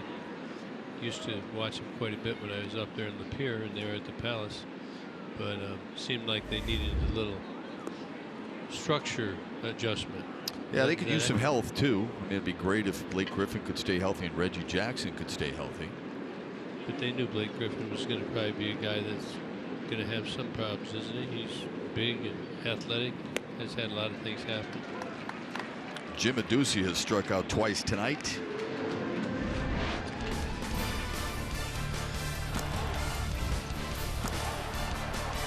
So the Pistons make their first visit to East Lansing since the 2000 preseason when they clashed with the Cavs on Friday, October 12th at the Breslin Student Event Center.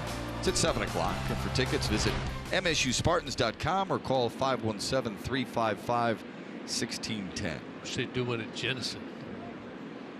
The old Jenison. You remember a game back Oh, there? yeah. Not went out of that barn. That 79 team. You know, people used to argue who was better, the Michigan State 2000 champions or 79. I said, oh man, I don't even think it's close. I mean, with Magic Johnson and Gregory Kelser, who calls the games for us on Fox Sports Detroit, and Jay Vincent, Terry Donnelly, and Ron Charles, Mike Berkovich. No way. Anybody I missed there? Did he? Yeah, they could do it all. Of course, Magic was the spoon that stirred the drink, Oh, yeah. straw. He was phenomenal. He was cutting edge back then, wasn't he? Tall, could handle the ball. It was almost hard to believe when he came out of high school. Yeah, he was unique. Yeah, Lansing Everett. Just 2 years. That was all it took at the collegiate level. And then the very next year, he won a championship for Paul Westhead and the Lakers.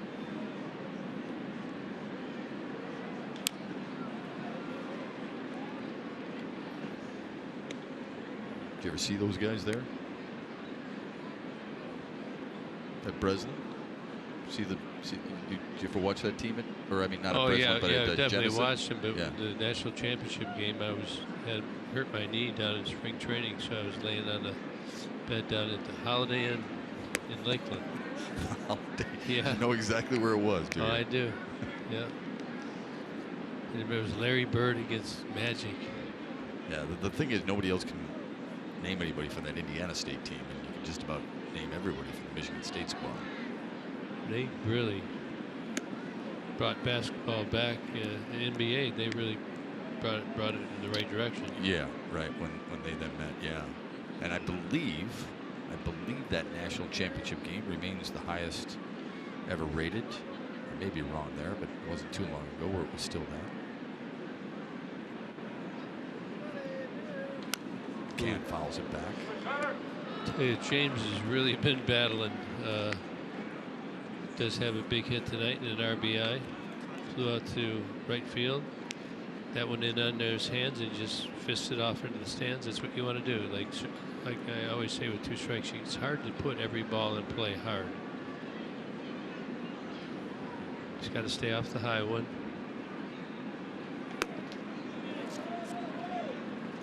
Can draws a walk. It's big. Really good at bat. Starting to turn the corner a little bit, and here's Jacoby Jones.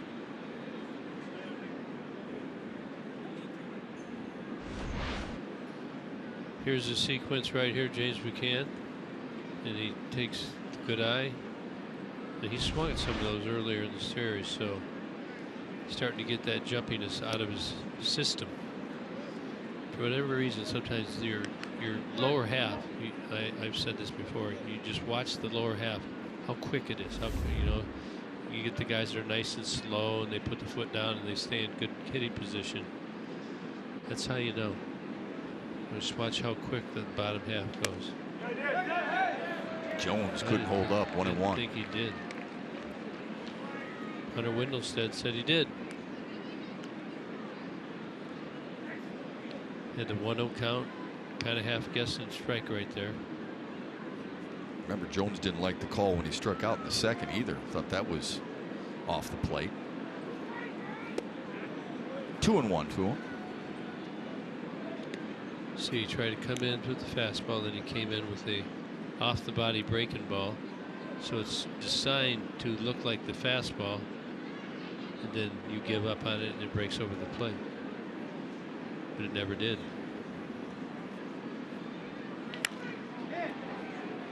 Fly ball to left, and a sliding grab made by Johnny Field. Johnny Field's having a heck of a I was just game. going to say, he's had himself a night, hadn't he? A couple of homers, first multi-homer game, and then this sliding grab to take away a base hit from Jacoby Jones. Didn't know if it was going to pop out initially, but I think he got his glove underneath it. Yeah, he did.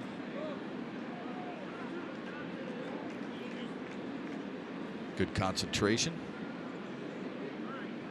Yeah, It's quite the divot too, huh? yeah. Sometimes when your glove hits the ground, it can, jar it loose. If you can stay up on those, I think you want to do that. And Lugo pops it up. Polanco is there. And a quick inning for Tyler Duffy and the Twins.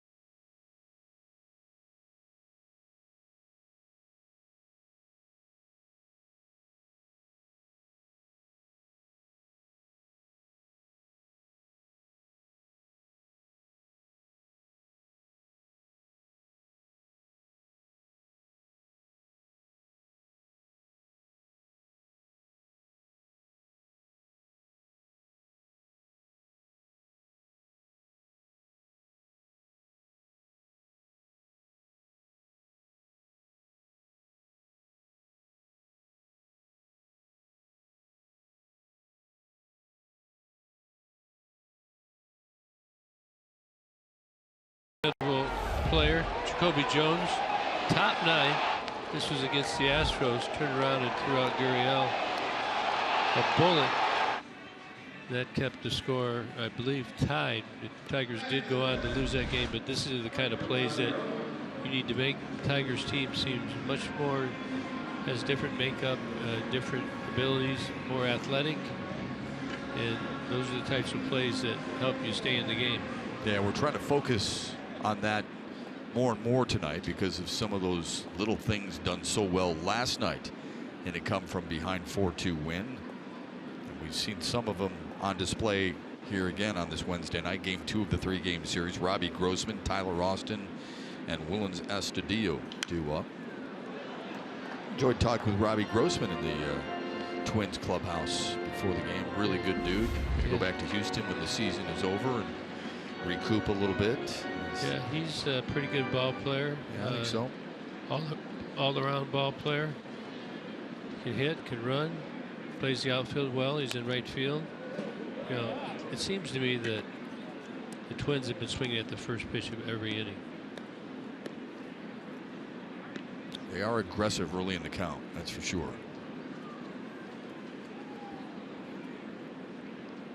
Give him something to swing at. Oops, that slipped.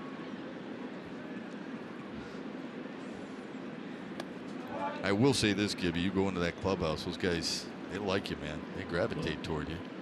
I don't know how well you know Robbie Grossman, but he enjoyed talking to you, that's for sure. Well, I'm trying to get to know him.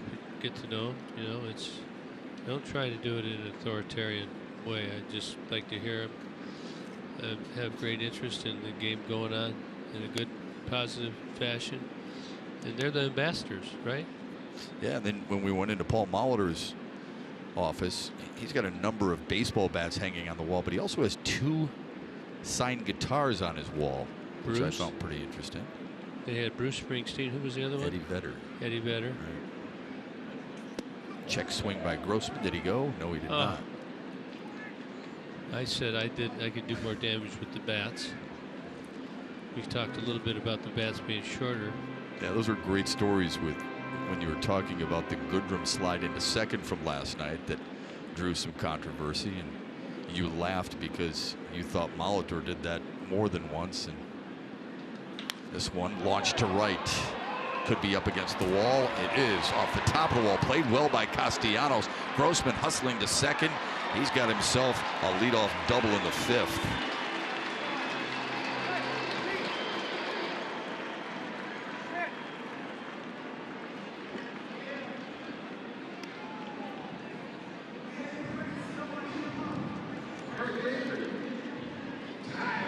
Tell you, these guys really aggressive. Right here you got Grossman getting the head out, 95-mile-an-hour fastball off the top of the fence. Nick almost had a good throw in here. Grossman hustling, couldn't get him. Tyler Austin, who hit a 2-run shot in the 1st and then flew out to left in the 3rd. So what do? You try and get Grossman over, give yourself up. You try and hit it out. With Austin? No. Yeah. But the idea is to go the opposite way. So if you do make an out, you do get him to 3rd.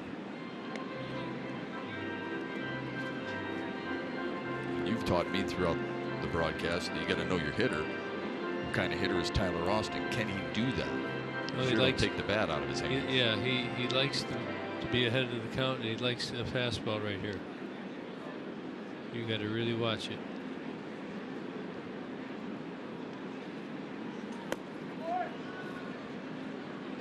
.96 out of the zone, though. Tyler Austin in the 1st inning got a hold of one as well. He crushed this middle in. Looked like a slider or a cutter that never really got where he wanted it. That made it 3-0 in the 1st. Tigers just battled back. Lost the lead, trailed now 6-4. Twins have left the yard 3 times, and no one's left quicker than Tyler Austin. His 4th homer against the Tigers this year alone. That's our Xfinity high-speed look. Just how quickly the Twins can jump on the board.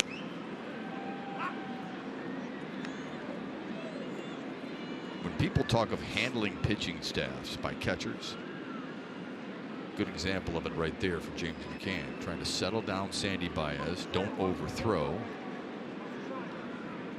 And it worked for at least that first pitch after the visit. Not that one.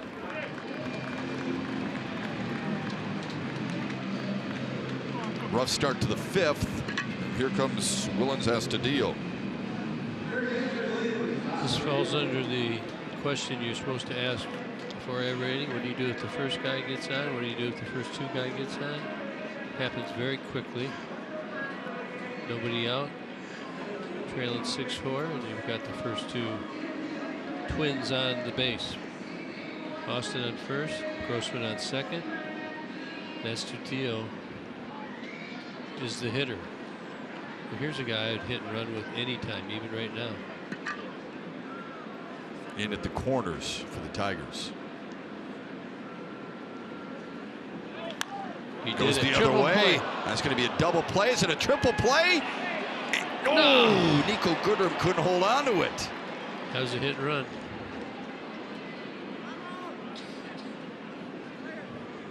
That's the risk. We talked about that earlier in the game. This guy handles the bat. He never misses. Everybody's on the go.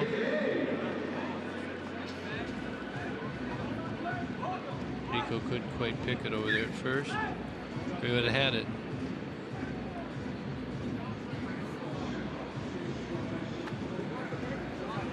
They're going to check to see if he was on the bag at second. Watch this.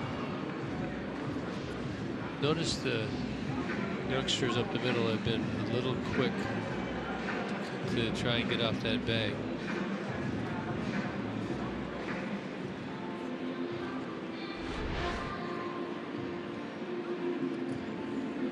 Baez playing traffic cop. All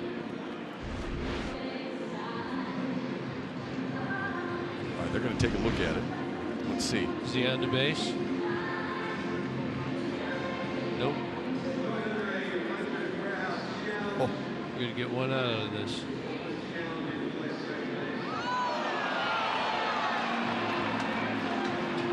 boy, that's a great call by Paul Mullin. You got to get outs. So you got to stay on that bag, get your out, and then worry about the next one. They're going to have still first and second, one out.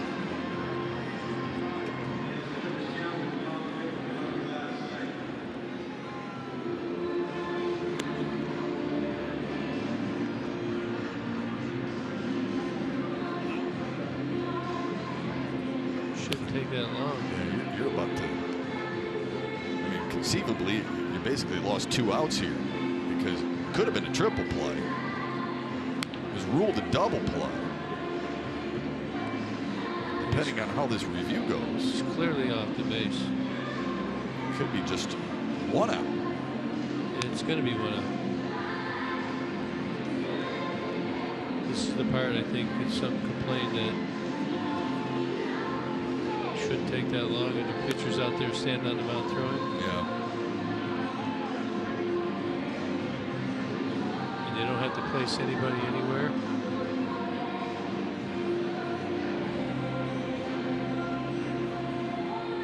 This is the thing that bothers a lot of baseball fans here. It's pretty clear. We've seen 2 replays. Folks at home watching Fox Sports Detroit know what should be called, and yet they're still reviewing. I mean, it's not like football where you got to fix the amount of time on a clock after a challenge, right? That would take a little bit longer. Just not sure what the delay would be. Well, they may be reviewing a couple other plays for a couple other games. It's the only thing I can think of. But it seems like you should be able to look at the scoreboard right now. This is the 3rd time we've taken a look at this. Have you changed your mind yet? No. Okay. I mean, maybe it's not convincing or conclusive The call on the field was out.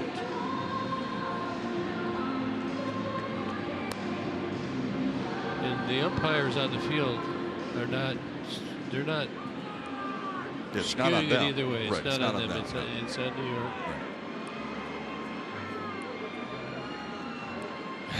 They showed it on the scoreboard. I mean, there's a high percentage here in the ballpark thought that they saw it come out the bag. And there seems to be a glitch.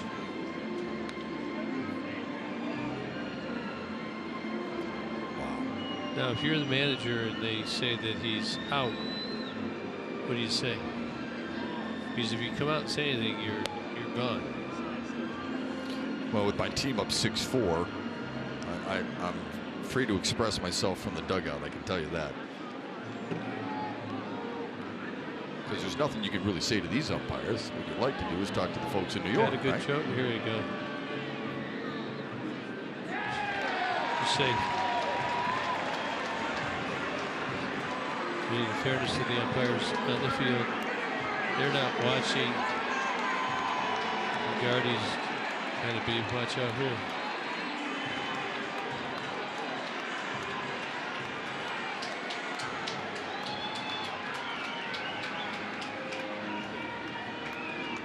Look at this in the fans, the Minnesota fans. Get them, Gardy. They go way back.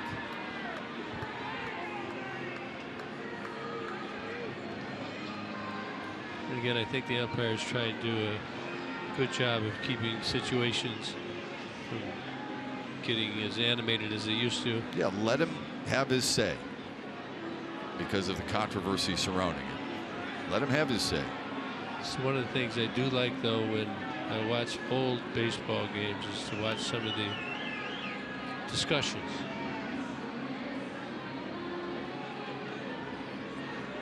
And no one was better to watch than Earl Weaver.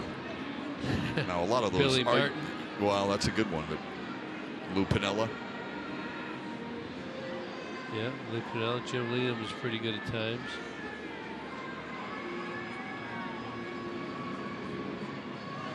Remember Nestor Shylock? I do. He's the umpire.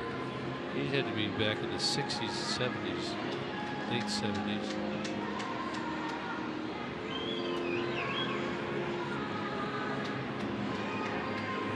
At some point, it's going to be enough. I wonder if Gardy's saying, let's watch this and see if he's saying they were coming in hard and they went after him. The reason he's talking to Larry Vanover is because Larry Vanover is the crew chief. Can we look at this really slow? Maybe we can split screen it and keep an eye on what's going on in the field. I think part of his complaint too is, look, you called him out. So my shortstop, had you called him safe, my shortstop would have gone back and tagged him because Robbie Grossman went off the bag. That could be part of it, don't you think? He's saying that he's saying he came off the bag just standing there. Cost me an out. so they're on a hit and run. Ball is hit clearly. So Ronnie, he's definitely safe there. Who we got at second base? That's Well, Robbie Grossman took off.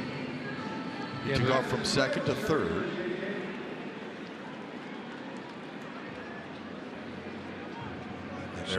So theoretically, they should have got on and appealed it. I think that Detroit might have been able to appeal it at second base. They're marking that an error on the shortstop, Ronnie Rodriguez. We'll get an explanation after.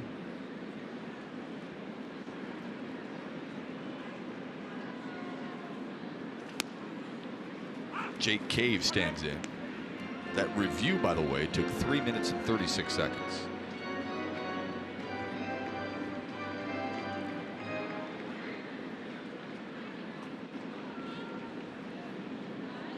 Cave singled and scored his last time out, struck out in the first against against Matthew Boyd. First time he faces Sandy Baez.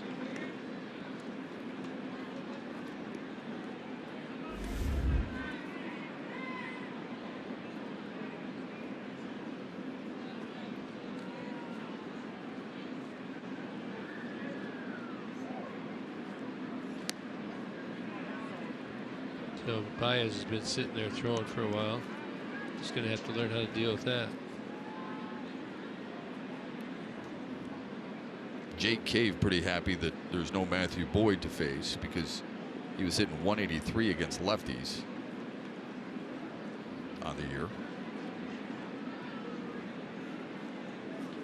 Swing and a miss, and it's 2-2.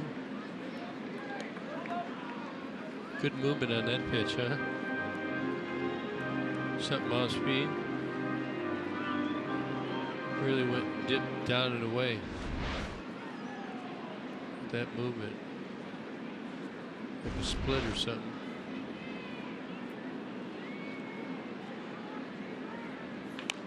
Cued to third, but foul. Just watching Sandy, the way he puts his hand in his glove, man on second, I think he might have to angle that glove a little bit away. I think they can see in that glove.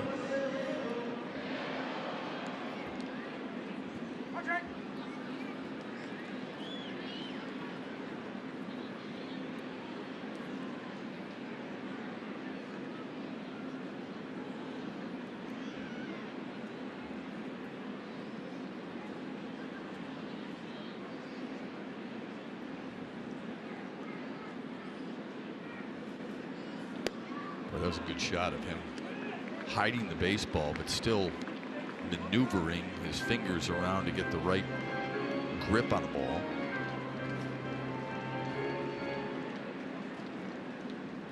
Yeah, well, if you get your grip too early, no, I think they can't see that.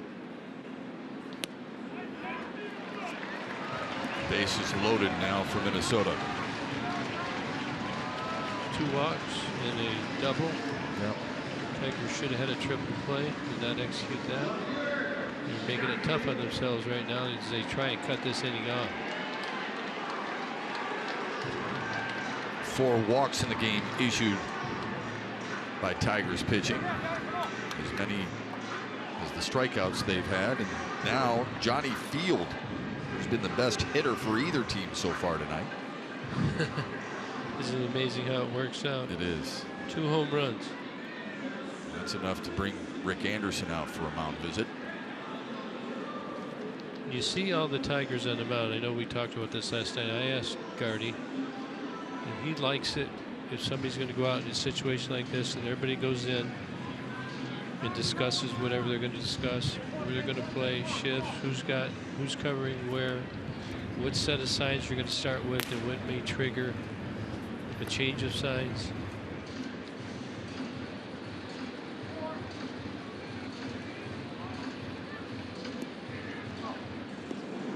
So they face Mr. Field, who's had a pretty good day. He did hit a home run in the second. It's a no-doubter. And you see that ball's out over the plate, not trying to get that ball in, it looked like. And then again in the fourth. We find the bases loaded. First one went 375 feet. The second one, 349. What Baez needs is a ground ball at someone to try and get the double play that they failed to get earlier in the inning. I think Ron Gardenhire right here wants to see what this young pitcher can do. He's not going to take him out. Looked like Field was stepping a little bit in the bucket trying to pull that ball, and the ball was away. Field had been struggling coming into the night. Last 14 games, just 7 for his previous 34. And both pitches were about the same spot. Kind of maybe thigh high, middle in.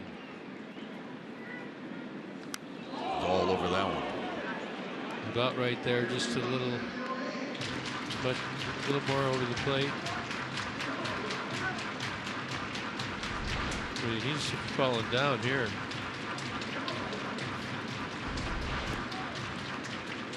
A little too aggressive. Really heavy swing.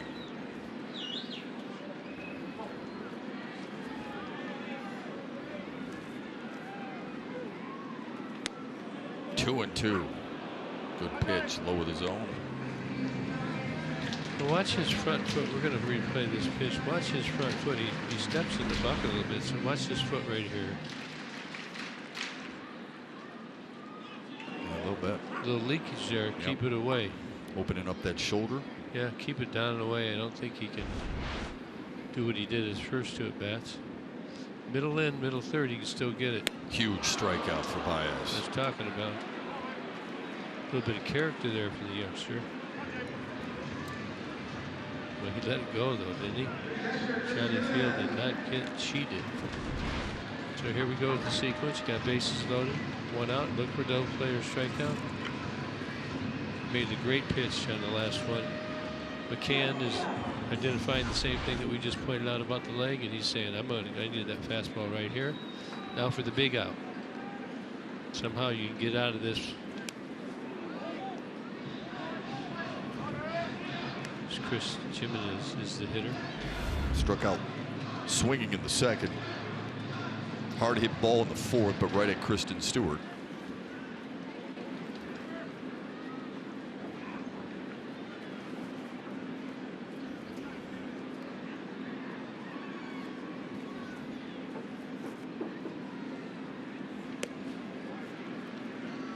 Trying to keep it away. You had mentioned Field kind of going with that foot in the bucket, opening his shoulder too soon. That's something you were talking about with Joe Mauer prior to the game, and how he doesn't do that with his right shoulder as a left-handed hitter. Yeah, did you notice when he was showing this? I was watching his back elbow. He's like, he keeps that back elbow tucked in so he can't come out. He can't pull off the ball. He can't open that front shoulder up. Yeah, fun demonstration. Jimenez swings and misses. We're finding that Baez has a different level. I don't know what that meeting was about, but somebody said a good one. This is what you like to get your kid out of the jam, and you announce good meeting. That's what we're looking for. And ahead in the count. Don't get tricky. Heater away. Last one was 95.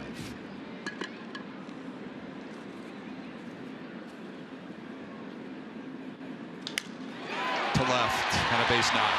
One run is home. Stewart comes up throwing. 2 runs more here in the 5th for Minnesota.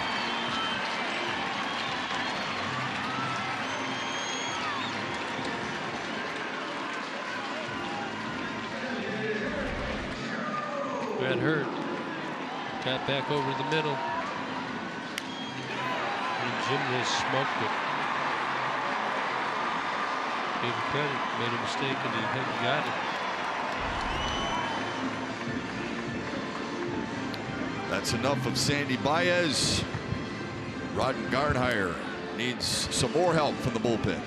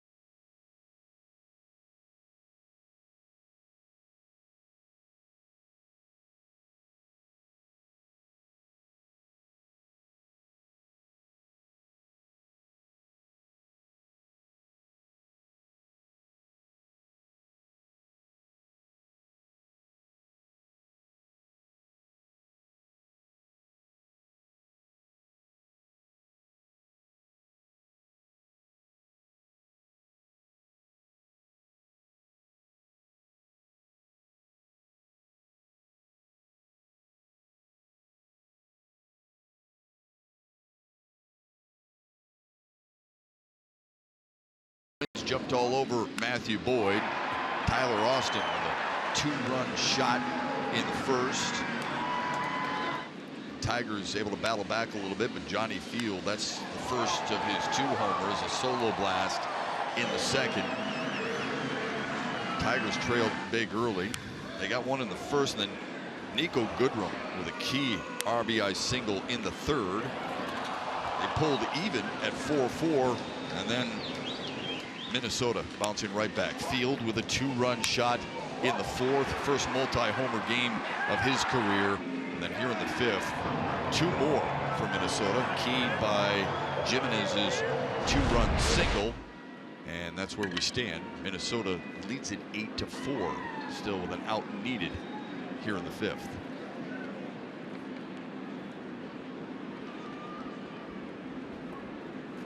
Zach Reininger in for the Tigers. What we didn't see in that game summary is the debate, the questionable and the controversy involved when Detroit thought they were close to having a triple play, thought they had a double play. The challenge was made by Paul Molitor, was reversed. Ron Gardenhire is basically saying, hey, wait a minute, why is the lead runner safe? He didn't make an attempt to go back to second. I don't get it. Wild pitch, maybe pass ball, either way. Yeah, it's going to be a wild pitch. What you're seeing here, some of the kids, we've seen the game speed up and they've had trouble cutting the innings off and making plays. And tonight, it starts the play in question, really. We've got a for sure double play here. You can see the ball going to the backstop. But you could see clearly we had a chance at a double play. We rushed and went for 3 before we had 2. And those are the types of things that they're just going to have to control. They're going to intentionally walk Joe Bauer after the wild pitch or the pass ball, whatever it is. But the Tigers just have to keep preaching it in the remaining games, into spring training, and then into the next season. And you're going to have to take advantage. You got first and second, they're hitting and running on you. You've got a for sure double play. Got to make sure you get it, then try for the triple. You rush, it puts you in a tough situation more times than not. Jorge Polanco with the bases loaded again. Second time they've been loaded for the Twins this inning. Reininger came over to the ballpark really early. He and Jared Saltalamacchia were walking over a little after 1 o'clock Central Time. So a good 6 hours prior to.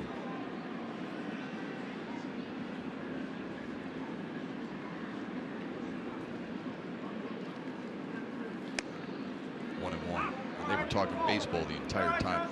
It's one of the things we don't often hear enough of, the influence some veterans can have on younger players. Though even may not be playing, the ability to just talk baseball with them and go through certain situations can oftentimes pay big dividends. Yeah, Salty was doing it. Victor was in the clubhouse, had some of the pups under his wing. You go, those guys, they're split up. Some are playing cards, some are talking, listening to music, others are eating, others are stretching. They're in the weight room, they're at the batting cages, some are out in the field playing flat ground. So these conversations take place all over. And many of the conversations we're having will be discussed, either have been or will be. That's what it's all about, just trying to get better. Got to throw strikes. Yeah, tough spot here for Reininger. He's put himself in a 3-1 hole to Jorge Polanco. And you're trying to throw a strike right now. It's you get that little feeling in your elbow, or you've had to make like a 20-inch putt for something, haven't you? You know the feeling. Yeah, I know it. People say I don't feel it at all. I said baloney. Got to learn to deal with it. 3-2. Polanco has hit safely in 9 of his last 12 home games after singling his last time up. 2 down. Tigers trailing 8-4 to the Twins. And a long inning right here.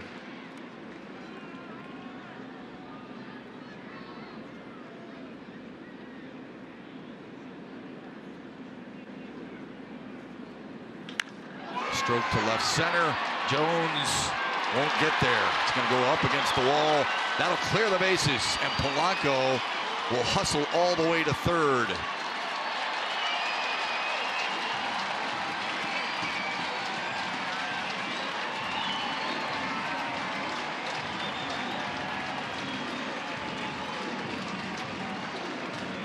You got to give Polanco credit. He took the 3-1 right there, put the pressure, and kept it on the Tigers.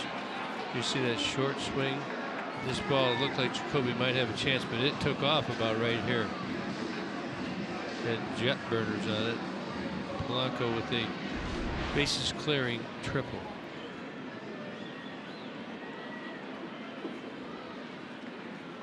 Yeah, he can fly, can't he? Ninth batter of the inning, Logan Forsythe.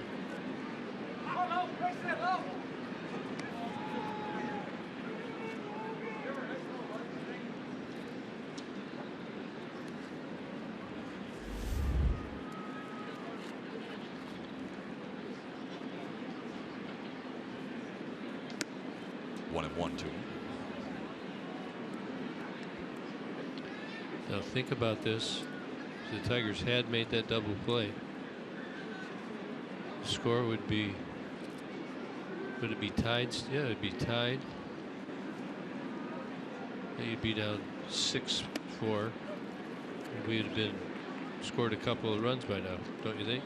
Yeah, because Robbie Grossman's the one who was at second base. They gave him that bag back, and he was the lead runner. He led up with the double. Yeah. Walk to Tyler Austin. Hit and run on. Astudillo hits the ball right to Lugo at second base. Taylor made triple play, and we got one out of it after the review. I mean, it's not been good since then. Jake Cave then walked, and then Johnny Field struck out. That should have been the third out of the inning. Had the double play stayed the way the Tigers had hoped. Ronnie Rodriguez pulled his foot too early. To third base. Long inning for the Tigers. A profitable one for the Twins, though. As we head to the sixth.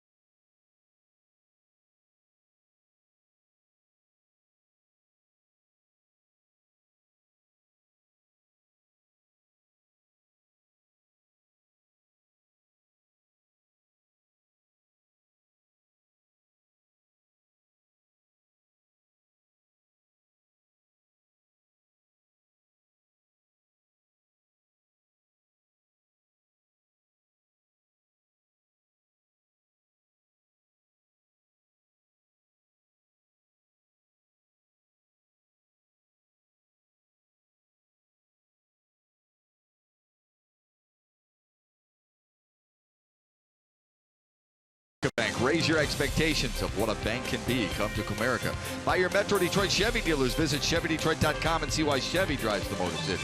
And by Wallside Windows, we can do that. We are the factory.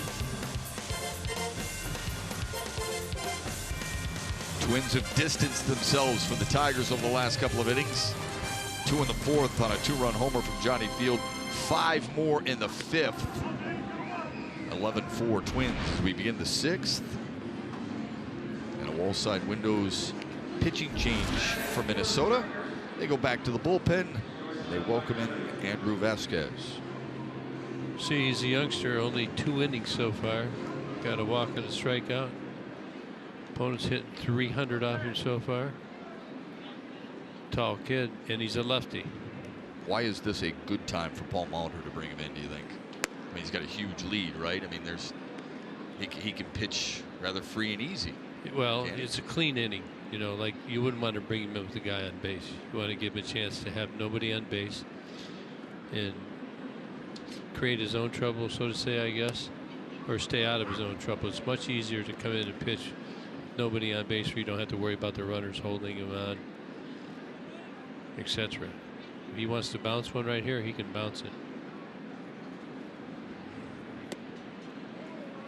Vasquez 1-2 with a 1.3 ERA in 40 games between Single-A Fort Myers, Double-A Chattanooga, and Triple-A Rochester for the Twins. Fast mover. Off speed is over to Ronnie Rodriguez to make it 2-2. 34% fastballs at 90, 66% slider, 82.5. 106 minor league games for him.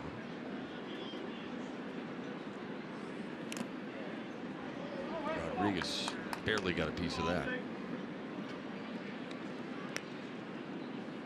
So it'll be Ronnie, Candy, and Stewie.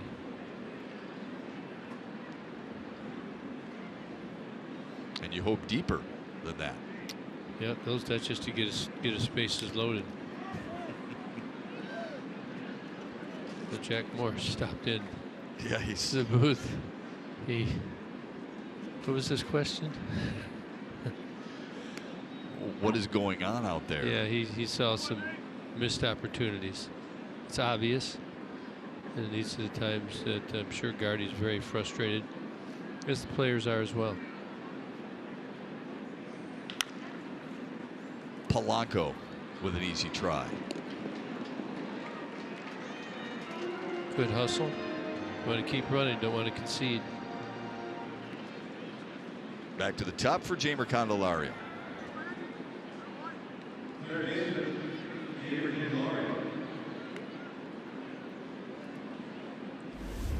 Candy got a walk, line to the second baseman, and another walk.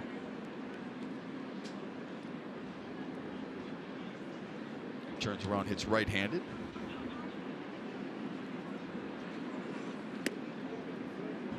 We were talking about this last night. Unique situation where a guy who has so much power from one side, but such a better hitter from the other. 288 right-handed hitter, 204 left-handed hitter. More power lefty, but more power as a left-handed hitter.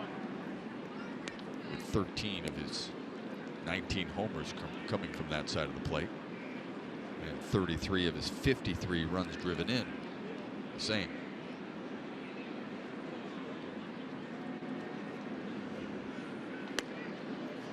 Batting just 143 against the Twins this year. You can really tell that Vasquez loves the slider. 1-0 count through the slider. There's another one. Really takes a lot off it as well. 60 or 82 mile an hour. Pretty slow slider, but he's got a pretty good break on it. Throws across his body.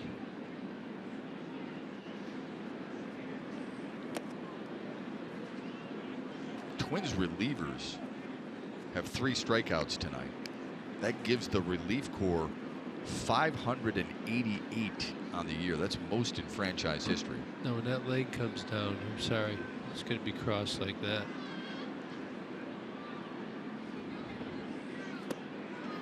And there's another one. Good slider.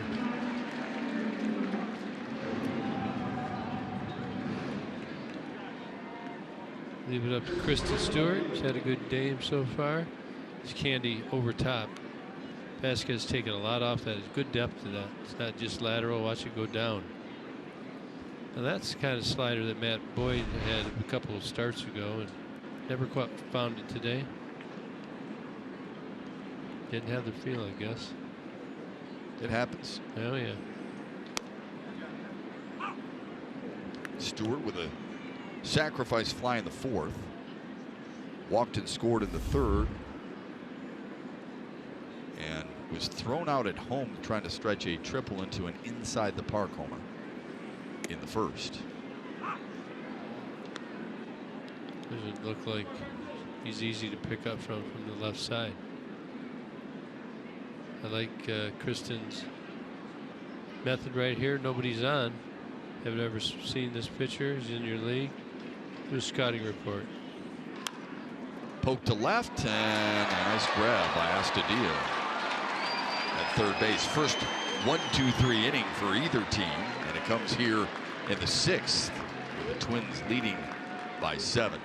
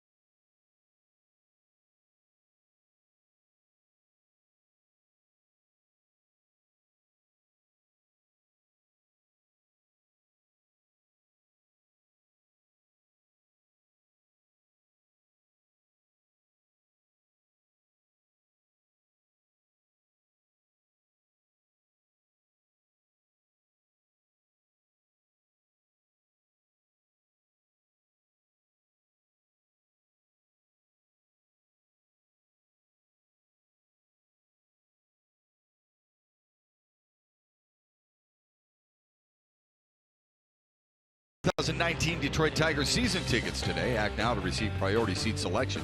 For more information or to place your deposit, visit tigers.com/seasons or call or text 313-471-2255. That's 313-471-2255. Nice to see some Tigers fans here on the road in Minnesota. Good place to come.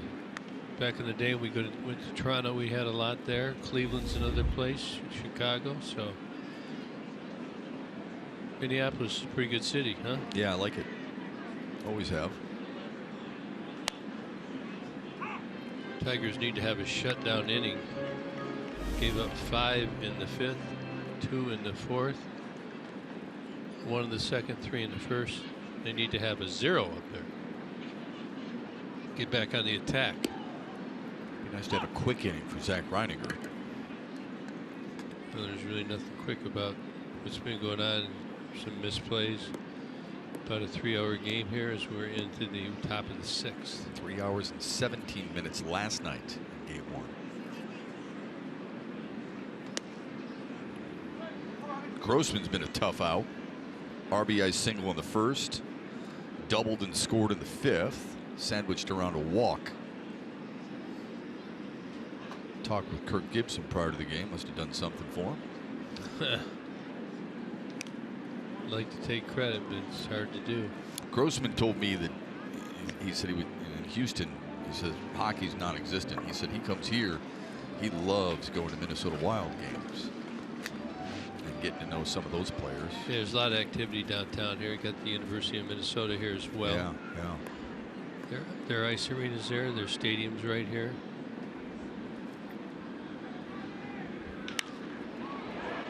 pounded to left. Stewart going back on the warning track. One long out here in the Minnesota 6th. John Keating in the Call Sam Studios. Hi, Keats.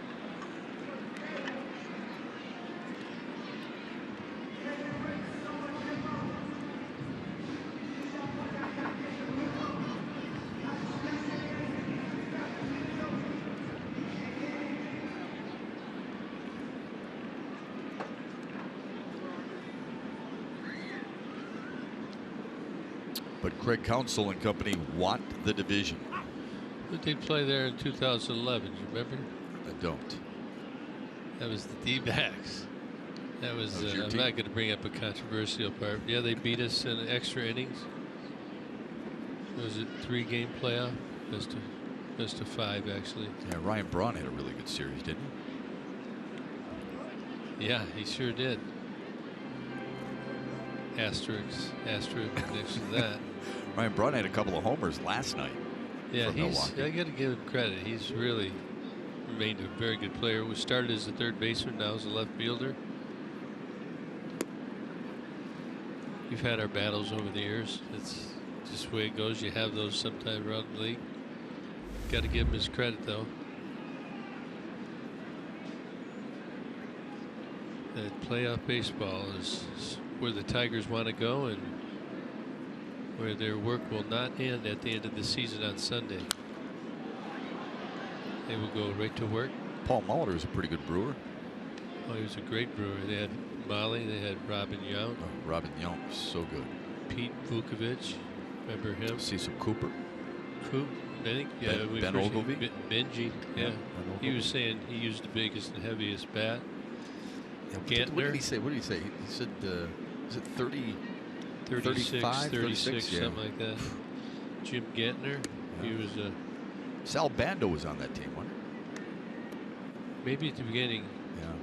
he? I don't think back in, well, that was 81 when we had to play them for the playoffs, the Right. Brewers. Was that Harvey's Wallbangers? Yep. Harvey King? Yeah. Gorman Thomas was part Marvin of that. Thomas was there. Trying to think if Raleigh Fingers was on that team. I think he was. You see a guy like Raleigh Fingers and you're a youngster and all of a sudden you're hitting off him. Pretty cool, huh? Yeah, when you hit against them at the end of their career, it's not like they were in their prime, but No, but still. they can still school you for sure. Oh. Yeah, there's a reason he was stuck around as long as he did and was as good as he was.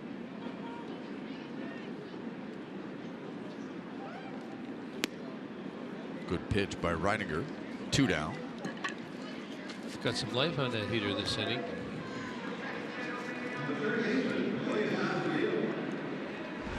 Christian Yelich had a big game again last night. Look at what he's done this month. 346. Look at the damage. Mr. DeGrom, 1,000th career strikeout. That's why some people think Christian Yelich should be the National League MVP. Because why? Well, not just that month, but he has helped carry that Milwaukee team. So give me your top 3, and we'll rank them. Got Yelich up there. The National League MVPs? Yeah. Is what you're saying? Well, Yelich has, if he's not going to win it, he's got to be included along with, I would guess, Javier Baez, right? Freddie Freeman is probably included in there. Freddie, yeah. I'll go Freddie. Would you be up for that? Yeah. Astudillo in the hole and through for a base hit.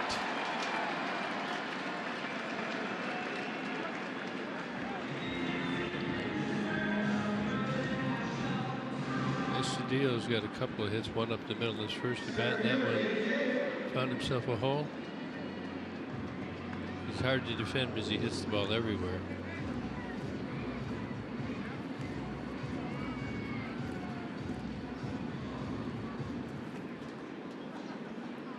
And here's the center fielder, Jake Cave. Strikeout, a knock, and a walk. Scored a couple.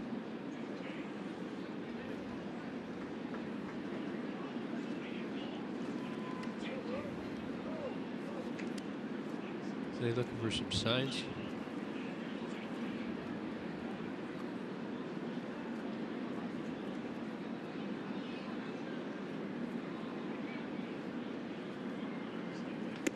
It's interesting the way Nico Goodrum holds men on.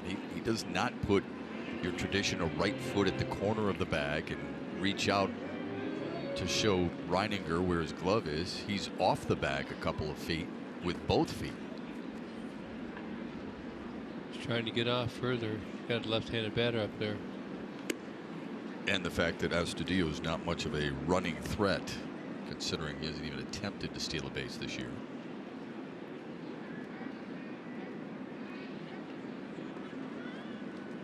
Kid can hit, though. Yep. He's got 2 hits tonight. That gives him 8 multi-hit games this year and 5 in the last 8. And he hasn't been up here all year either. So, yeah, I don't know if you got a peek there, Nico, the first baseman. You want to get off the line. So he's going to anticipate that he's going to come this way. Be ready. And that comes at you quick. You got a right-handed, left-handed pull hitter there. Good pitch.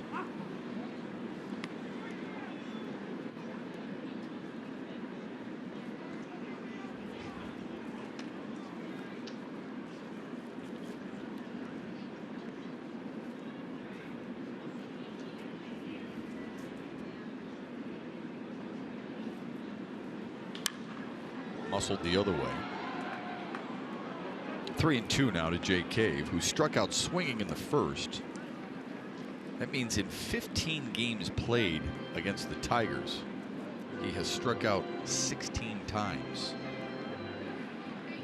That's how you want your RBI to be, huh? 1 greater than your games. Right. But not your strikeouts. No.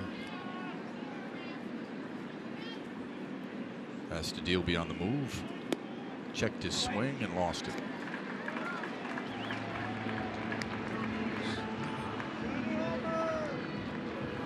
This game is monotonous right here. A lot of time in between pitches. Everything's slowed down. Not a lot of flow to the game. There've been mistakes. Baez came in for an inning, walked a couple. Renninger's walked 1. He had the long 5th inning and a misplay that extended that inning. That's where you got to pick yourself up as a team, find some energy, get it rolling. Was it 11-4? It is. 11 runs, 12 hits from Minnesota. Just can't let the energy go. You got to roll. 4-6-2 for the Tigers. Remember, the Twins made 3 errors last night. Tigers have returned the favor almost with 2 more miscues tonight. Johnny Field again. We pointed out how the front foot is stepping in the bucket.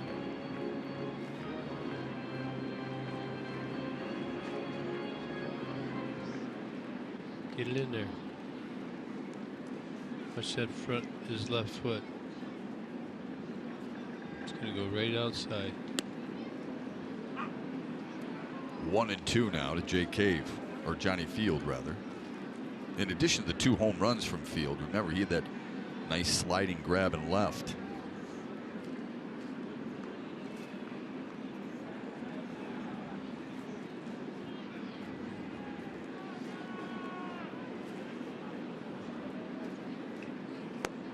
There he goes. Second time he struck out, so a couple of homers and a couple of Ks for Johnny Field. We're through 6 here in Minnesota. There we go. Let's go. Have a baby.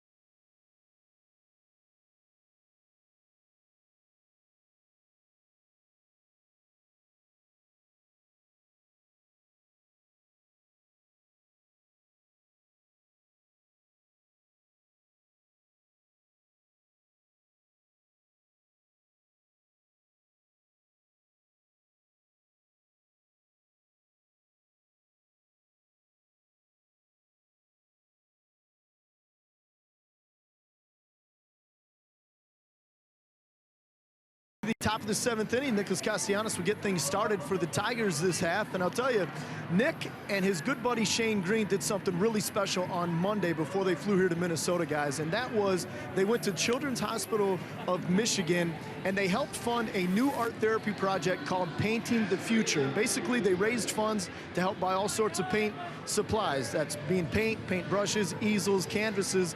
And essentially, for these kids during their time in the hospital, they're going to be able to meet with a licensed art therapist and creatively express themselves through painting. This is the good stuff. These are the good stories. And when I was talking with Nick about it yesterday, he said, really, I got to give credit to Shane. It was Shane's idea, and he said, but I'm all in. But these are just ways these guys continue to give back to the community and stuff we love to see, you know, some of the personal side of these guys. Yeah, that's a great story. That'll be part of their podcast, you would think, too, right, oh, yeah. Johnny? 619? I'm sure. Yeah. How many podcasts they've done this year, do you know? I don't. Nick Castellanos on cue, drills one to center. Oh, and a nice diving grab made by J.K. Covered some ground in a hurry. Do you need to dive? I think so. Yeah? You think there's some guys who dive when it's not necessary? Web gyms? Hey, I'm just up here watching that. It's a good jump. Well, he went down and got it. Excellent play. Look at that glove. It looks, that's the full 12.5 inches. Yeah, that is a See long how his glove hit that grass there? That's the trick, is to keep that ball coming out of your glove. That's an excellent play. Addison Reed is the new pitcher for Minnesota.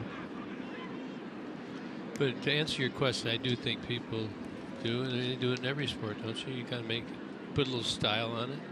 A little embellishment? No, I just say style. Put a bow on it.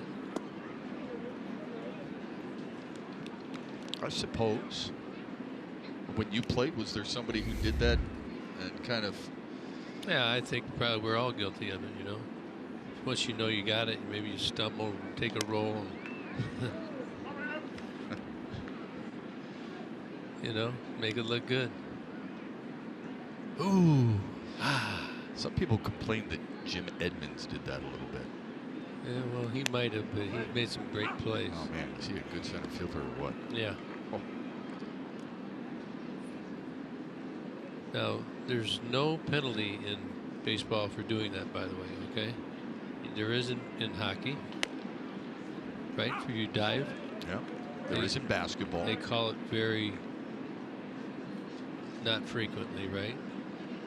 No, I wouldn't call it frequently, no. And the same with basketball, they don't really. Nico's been susceptible to that slider. Put him away. 3 strikeouts tonight for Nico Goodwin.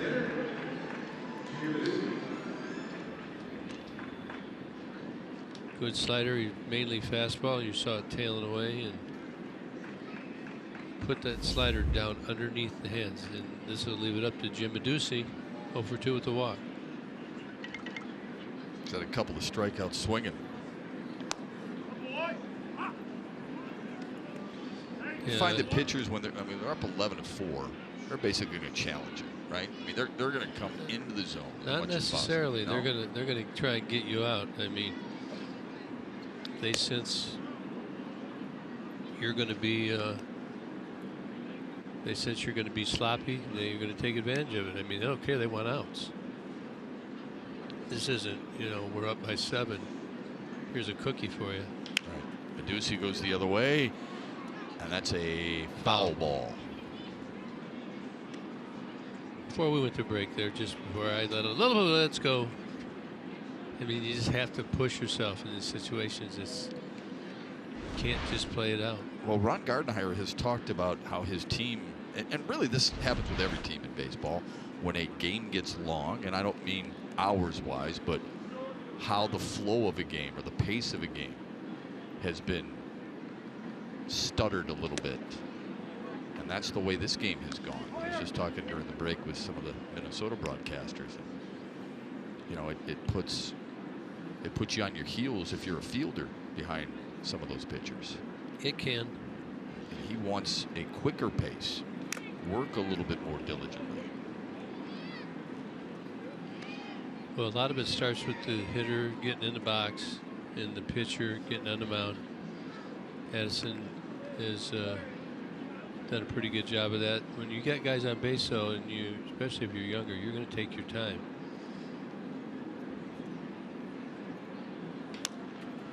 Slow roller. It's a Reed's hit. going to have to cover, and instead it's going to be an infield hit for Jim Adducey.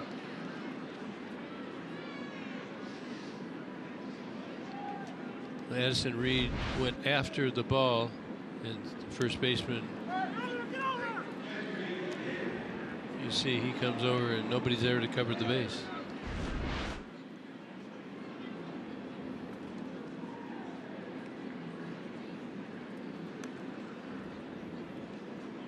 James McCann with an RBI single back in the 3rd and a walk in the 5th. He's battling. Battled through some tough at-bats last night before wearing a crown late. And then doing the same here today with that RBI single and the walk as well. A good at-bat from James McCann. So I think the rule is it's supposed to be 12 seconds after everybody's ready to go. So batter in batter's box, pitcher on hill. Supposed to pitch in 12 seconds. That was 8. So we'll get our patrol on and make sure that they're continuing to pitch with energy. Well, Minnesota's bound to pitch with energy. McCann needs a new Broke his bat. Yeah, new bat because of Probably a good bat. He hates to give that one up. feel that way about bats, Oh, even yeah. though most of them are the same, aren't they? They're not the same. Why not? I mean, they're all same length and same ounces. Not particularly balanced the same. Oh, I see. I would hope you wouldn't grab a bat that didn't feel good in your hands. Well, if you get a dozen bats, you're not going to have a dozen bats that are all the same. I'm telling you, you may have 6 you could use in a game. You use all of them in batting practice. I did. First, broke them in, but some of them start to chip. But a bat can weigh, say, 35 ounces. Poke to right. Get down. On the run, Grossman's going to drop in front of him. Adducey goes first to 3rd. And the Tigers, with 2 down here in the 7th, have runners at the corners. Here we go. Tigers have done a better job of that, going first to 3rd, don't you think, this year? Absolutely.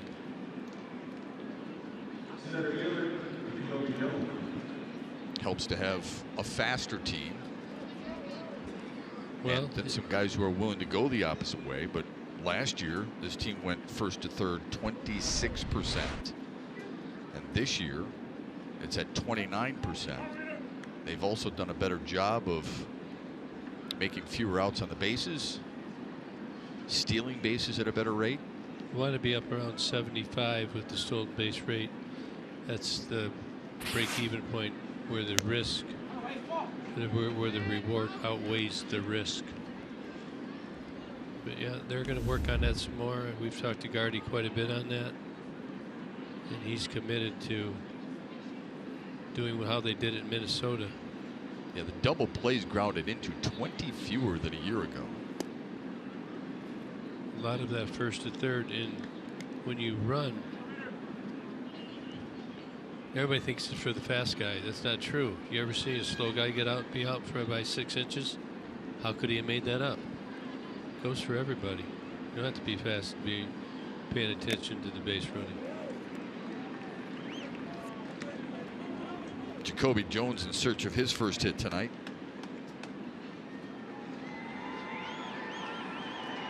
So just take the second to home. About the same as they were last year, but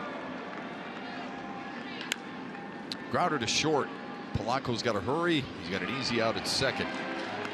Coming up, the Consumers Energy 7th inning stretch here in Minnesota.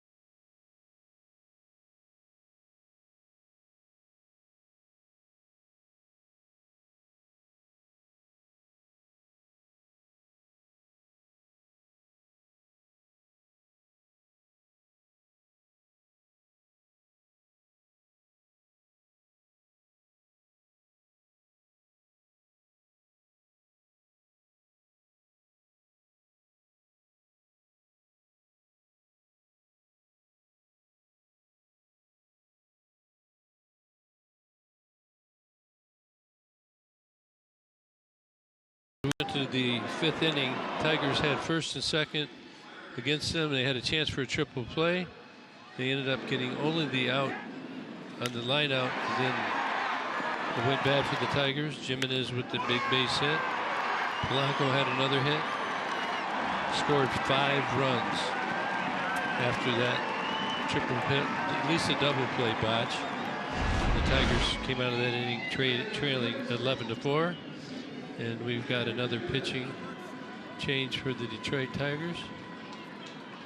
Buck Farmer. They started with Matt Boyd, 3 2/3. Sandy Baez put an inning in. Renninger put an inning in a third, and now on to Buck. See the innings there? In 66 innings or so. There's another Greeted first by a pitch. base hit. Yeah, and you just really keep jumping them. First pitch. Harold Castro. Now the new shortstop with Ronnie Rodriguez shifting over to third, and Victor Reyes is taking the place of Nick Castellanos at right.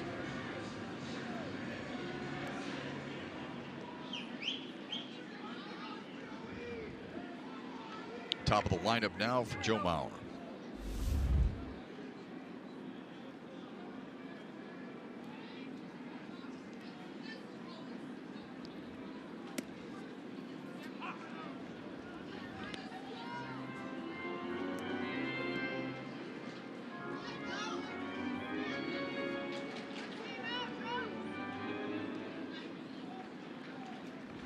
Mauer hitting almost 360 in his last 11 games.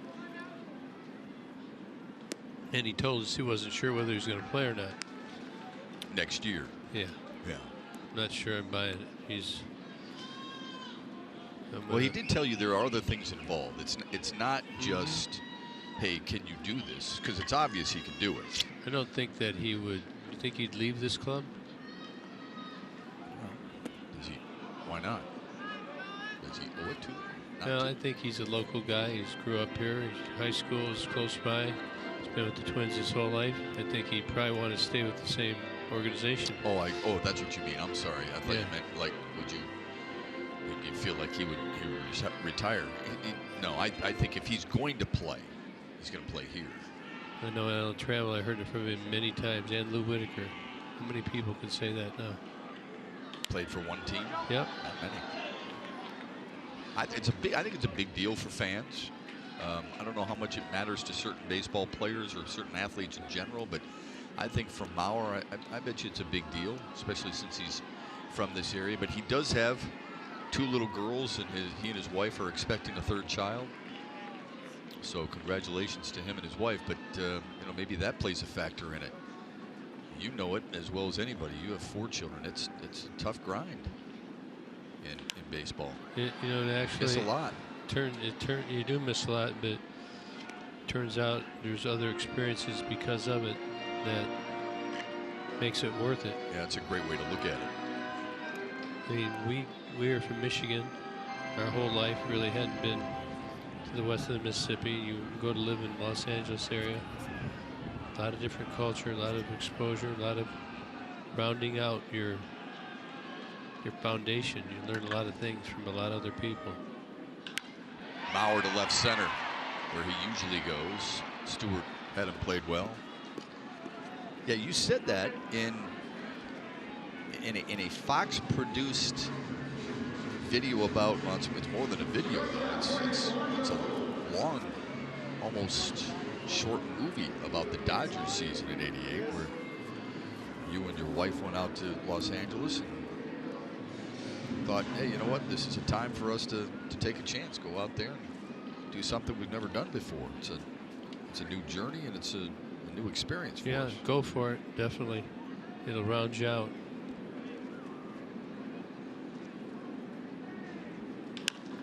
Polanco first swinging, testing Stewart again. A little misjudgment there, but he made the play. Yeah, I noticed if you look at Stewie, he seldom stands under a ball. He tends to wait and then come in. That's Wants to make sure he's got it right before he comes charging in. He comes and gets a position, and he moves in right at the end and makes the catch. 6 putouts tonight. Yeah, if you have time, you want to make sure and verify before you come charging in and let it go over your head.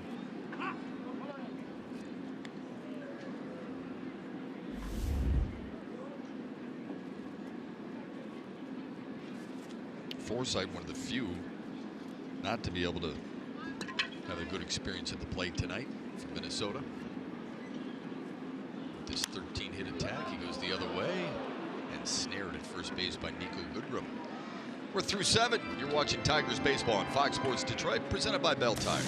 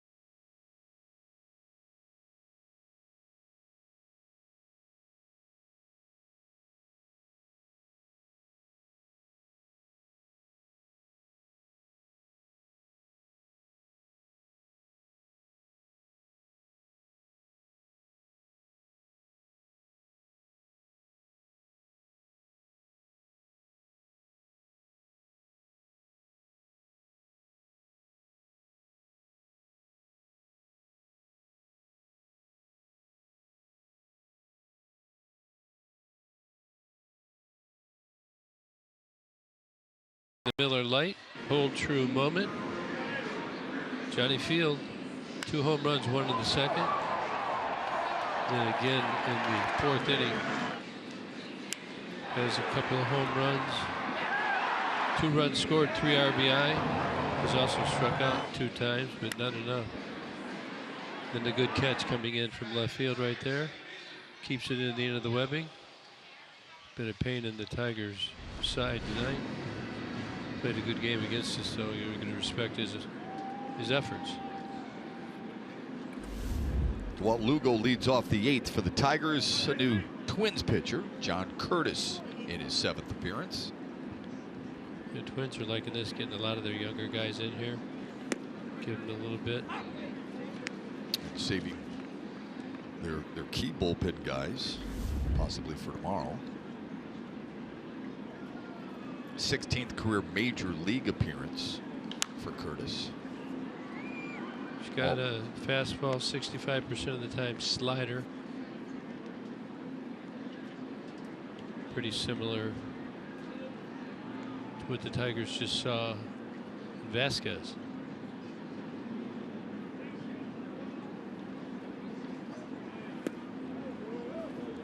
One's a lefty, one's a righty. He's also throwing to a new receiver. Juan Gratterall is behind the plate now.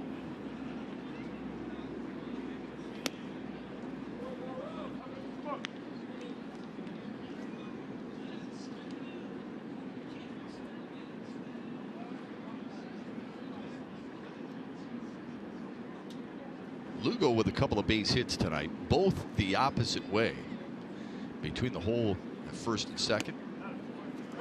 Not this time, though. Strikeout to start the 8th looking.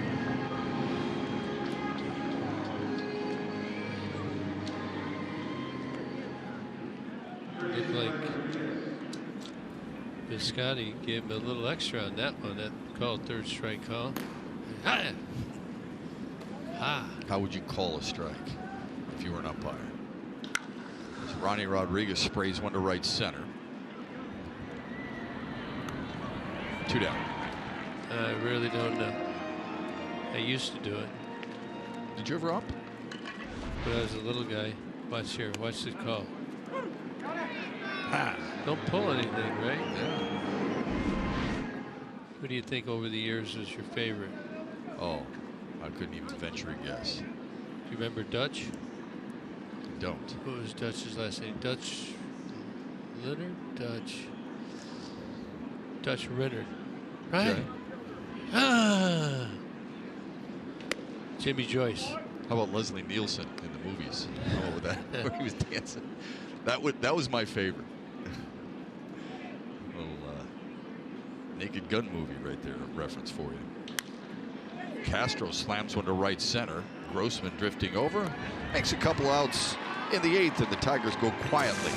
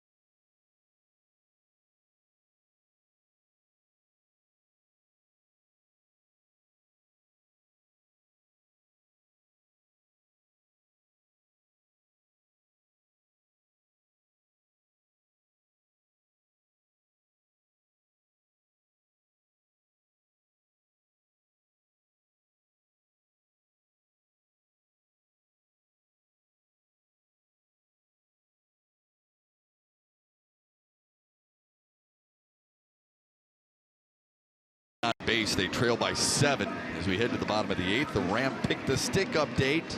How we doing here? Gibby, you're rolling. You and Johnny Kane on the positive side of the ledger. Well, I wouldn't say rolling, but What? You got 7 points. It's huge. well, I'm on the board, that's for sure. Yeah, it's big. Still coming for you, Gibby.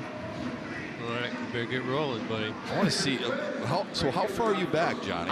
I never get to see the standings. I'm just going by what I'm told. I think You're I'm way within back. striking distance. You're way back. Stop. I'm pretty close. I'm No, close enough. You're not. I get it. Hey, I get a couple of big days in Milwaukee, and you're going down, sucker. Is that all? Well, why don't you get after Keating? Well, All of a sudden, I seem to be a target today. What's going Well, on? everyone's just trying to better their position. You can't blame Johnny for Yeah, wanting thanks. to better his position. Thank right? you, Shep. Voice of reason up there. I just don't know how far away he is. I'd like to see an update on that. What I do know You know is, who hides the update on the Keating, standings? Yeah. Keating sits on it. Oh, absolutely. and he adjusts it. You think there's some foul play involved? Oh, well, I see broken pencils on the golf cart and the scorecard gone. but you're going to That's have to funny because overcome. every time I've played with him, he's had an eraser on his golf pencil. But, hey, Johnny, you got to go by Shep before you go to me. Well, where's Shep? I'm behind Keating. I'm in second place. Although with a goose Yeah, I egg think on the Craig's. board, doesn't help. I think Simo's in last, right? I believe so.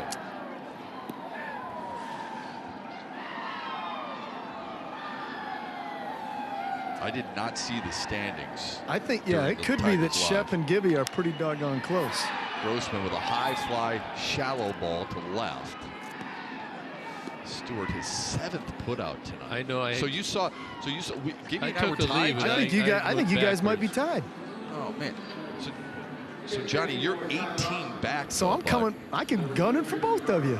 What do you? Well, you can gun for us, but you got to have a huge night. You need to have a Nicholas Castellanos 17-point Well, night like I had guess who earlier this finally year. gets to pick first tomorrow? I had positive points yesterday and today picking 4th and 5th. Thank you too much. So you've got Tomorrow I get first pick, first crack at it. you've got 3 games to go. Oh, because Saturday's a big game? Saturday. Yeah, Saturday's a Fox big Fox game. game. Yeah. Got done. All right, Although, 6 points a night. Look, you could make a bid, make a call to LA, and ask them, please, let's play ramp pick the stick and have you fill in. That'd be great. Yeah, I'm sure they'll take my call. Yeah. Well, Who? Exactly. What regional network do you work for, sir? Johnny, This is Johnny Kane with a K. we can meet tonight, Johnny, and don't be scared. Okay. Amazing how people talk until it comes time to actually seal the deal. Listen, pal, I brought you a slice of cake. I'm a little heavy right now. Loosen the Yeah, he belt has up. not eaten any of that. I just want you to know. He didn't? No, not yet. I'm not going to tell the guy who cut it for him. I, however, have been willing to taste it. Mitch Garver with a shallow fly in foul territory, and Christian Stewart makes the nice play at the railing. It's not an easy play right there. It's getting kind of windy out. You see Stewart right there. He's got that, and then he jumps up. Give you a little contusion. Stopper likes it. Good experience. Look at him looking up there at that wind. So here's another. We were looking at the flags the other night in Comerica Park. First pitch swinging just over the outstretched glove of Harold Castro. And Astudillo has himself a 3-hit night. First pitch Stu magic. he just gets it done, doesn't he? He gets after it. He's got great hand-eye coordination. Real short stroke. Gotta find a place for him, don't you? They're trying.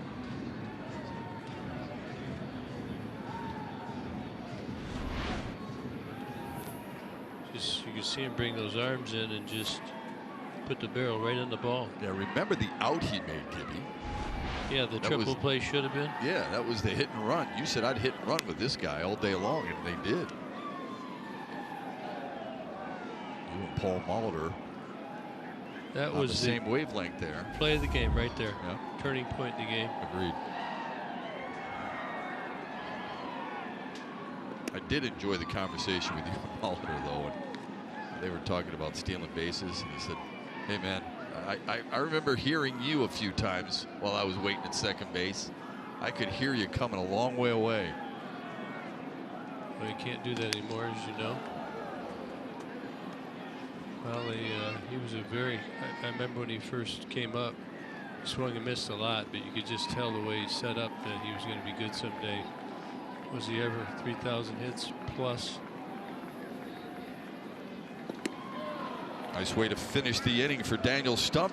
Tigers have 3 outs left. Well, they have a major comeback left in them.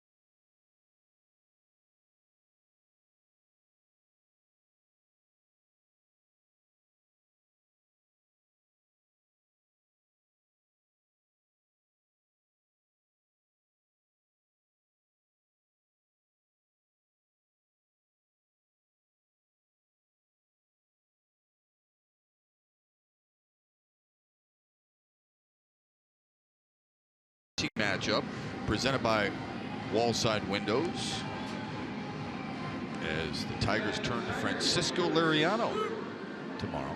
Twins are unsure. We think they're going to go another one of those opener primary type situations for Paul Molitor. Well, Liriano, 4 starts this year. You can see pretty good innings per start, 6, ERA under 2. He kind of got off the walk there a little bit, and I think the trade deadline, he was a little off guard there. I think he thought he might have been moving on, but he wasn't pitching as well. But he has gotten back on track.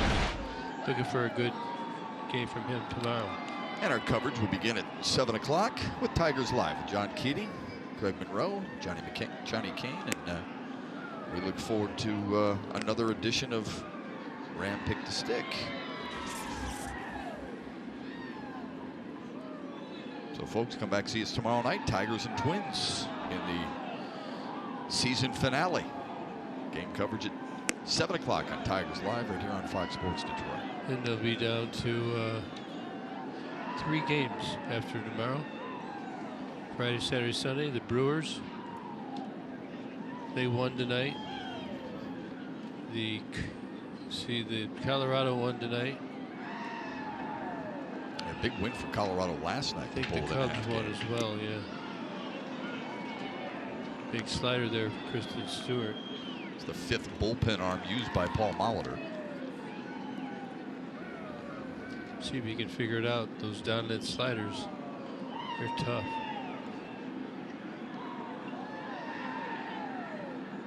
Gonna get another one. You know, how do you get to that pitch?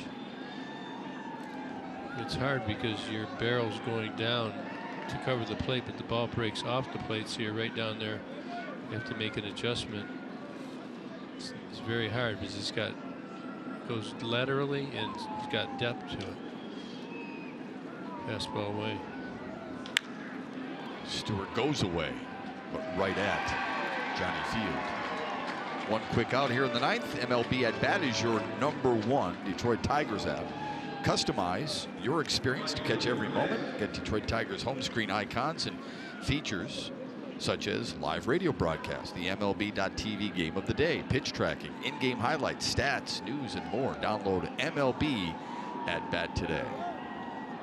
Mitch Garver stays in and plays first base for Minnesota. Petit takes the second base position as Victor Reyes stands in for the first time tonight after taking the place of Nicholas Castellanos in right field in the 8th.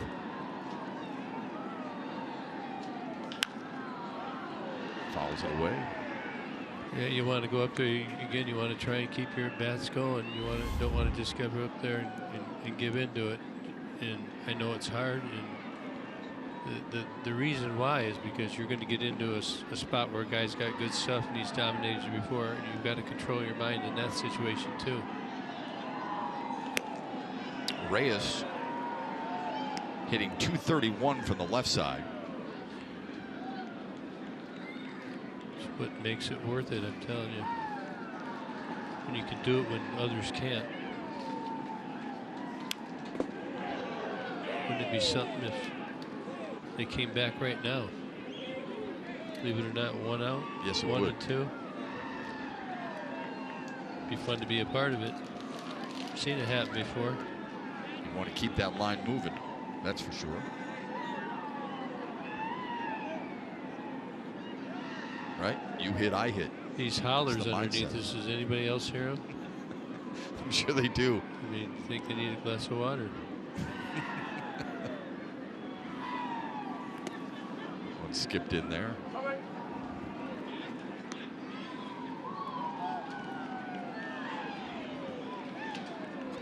Once this series is over, Minnesota gets Chicago here for 4. They got a makeup game from earlier this year that was snowed out. You got to play the makeup. Got to play the makeup. They're going to do it in a doubleheader at some point during that It's Friday, right? 4-game series. I thought it was Friday. Yep. Well, it has ramification.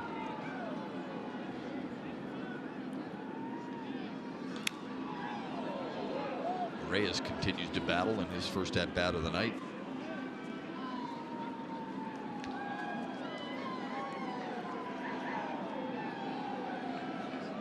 Trying to snap out of an 0 for 10 slide. Bell looks like he's lost a little weight. Remember, way back when. Two outs here in the ninth. Sneaky at 91 right there.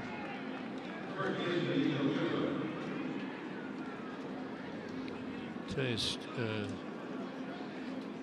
Kristen Stewart really had a good day at the plate today, didn't he? Good out there in the outfield. Let's take some positives out of it. Had a good inning in the third. Got the liner rolling. Got back in this game. Tied it up, actually. Then it did get ahead. James McCann continues to look better.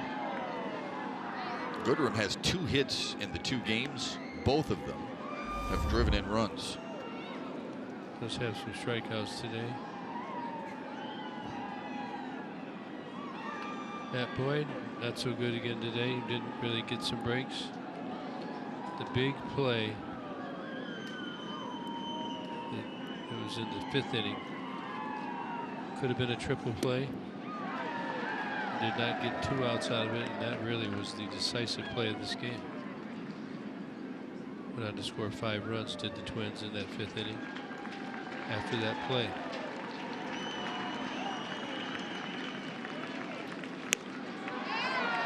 Nasty slider, I've said, coming right in under the hands again.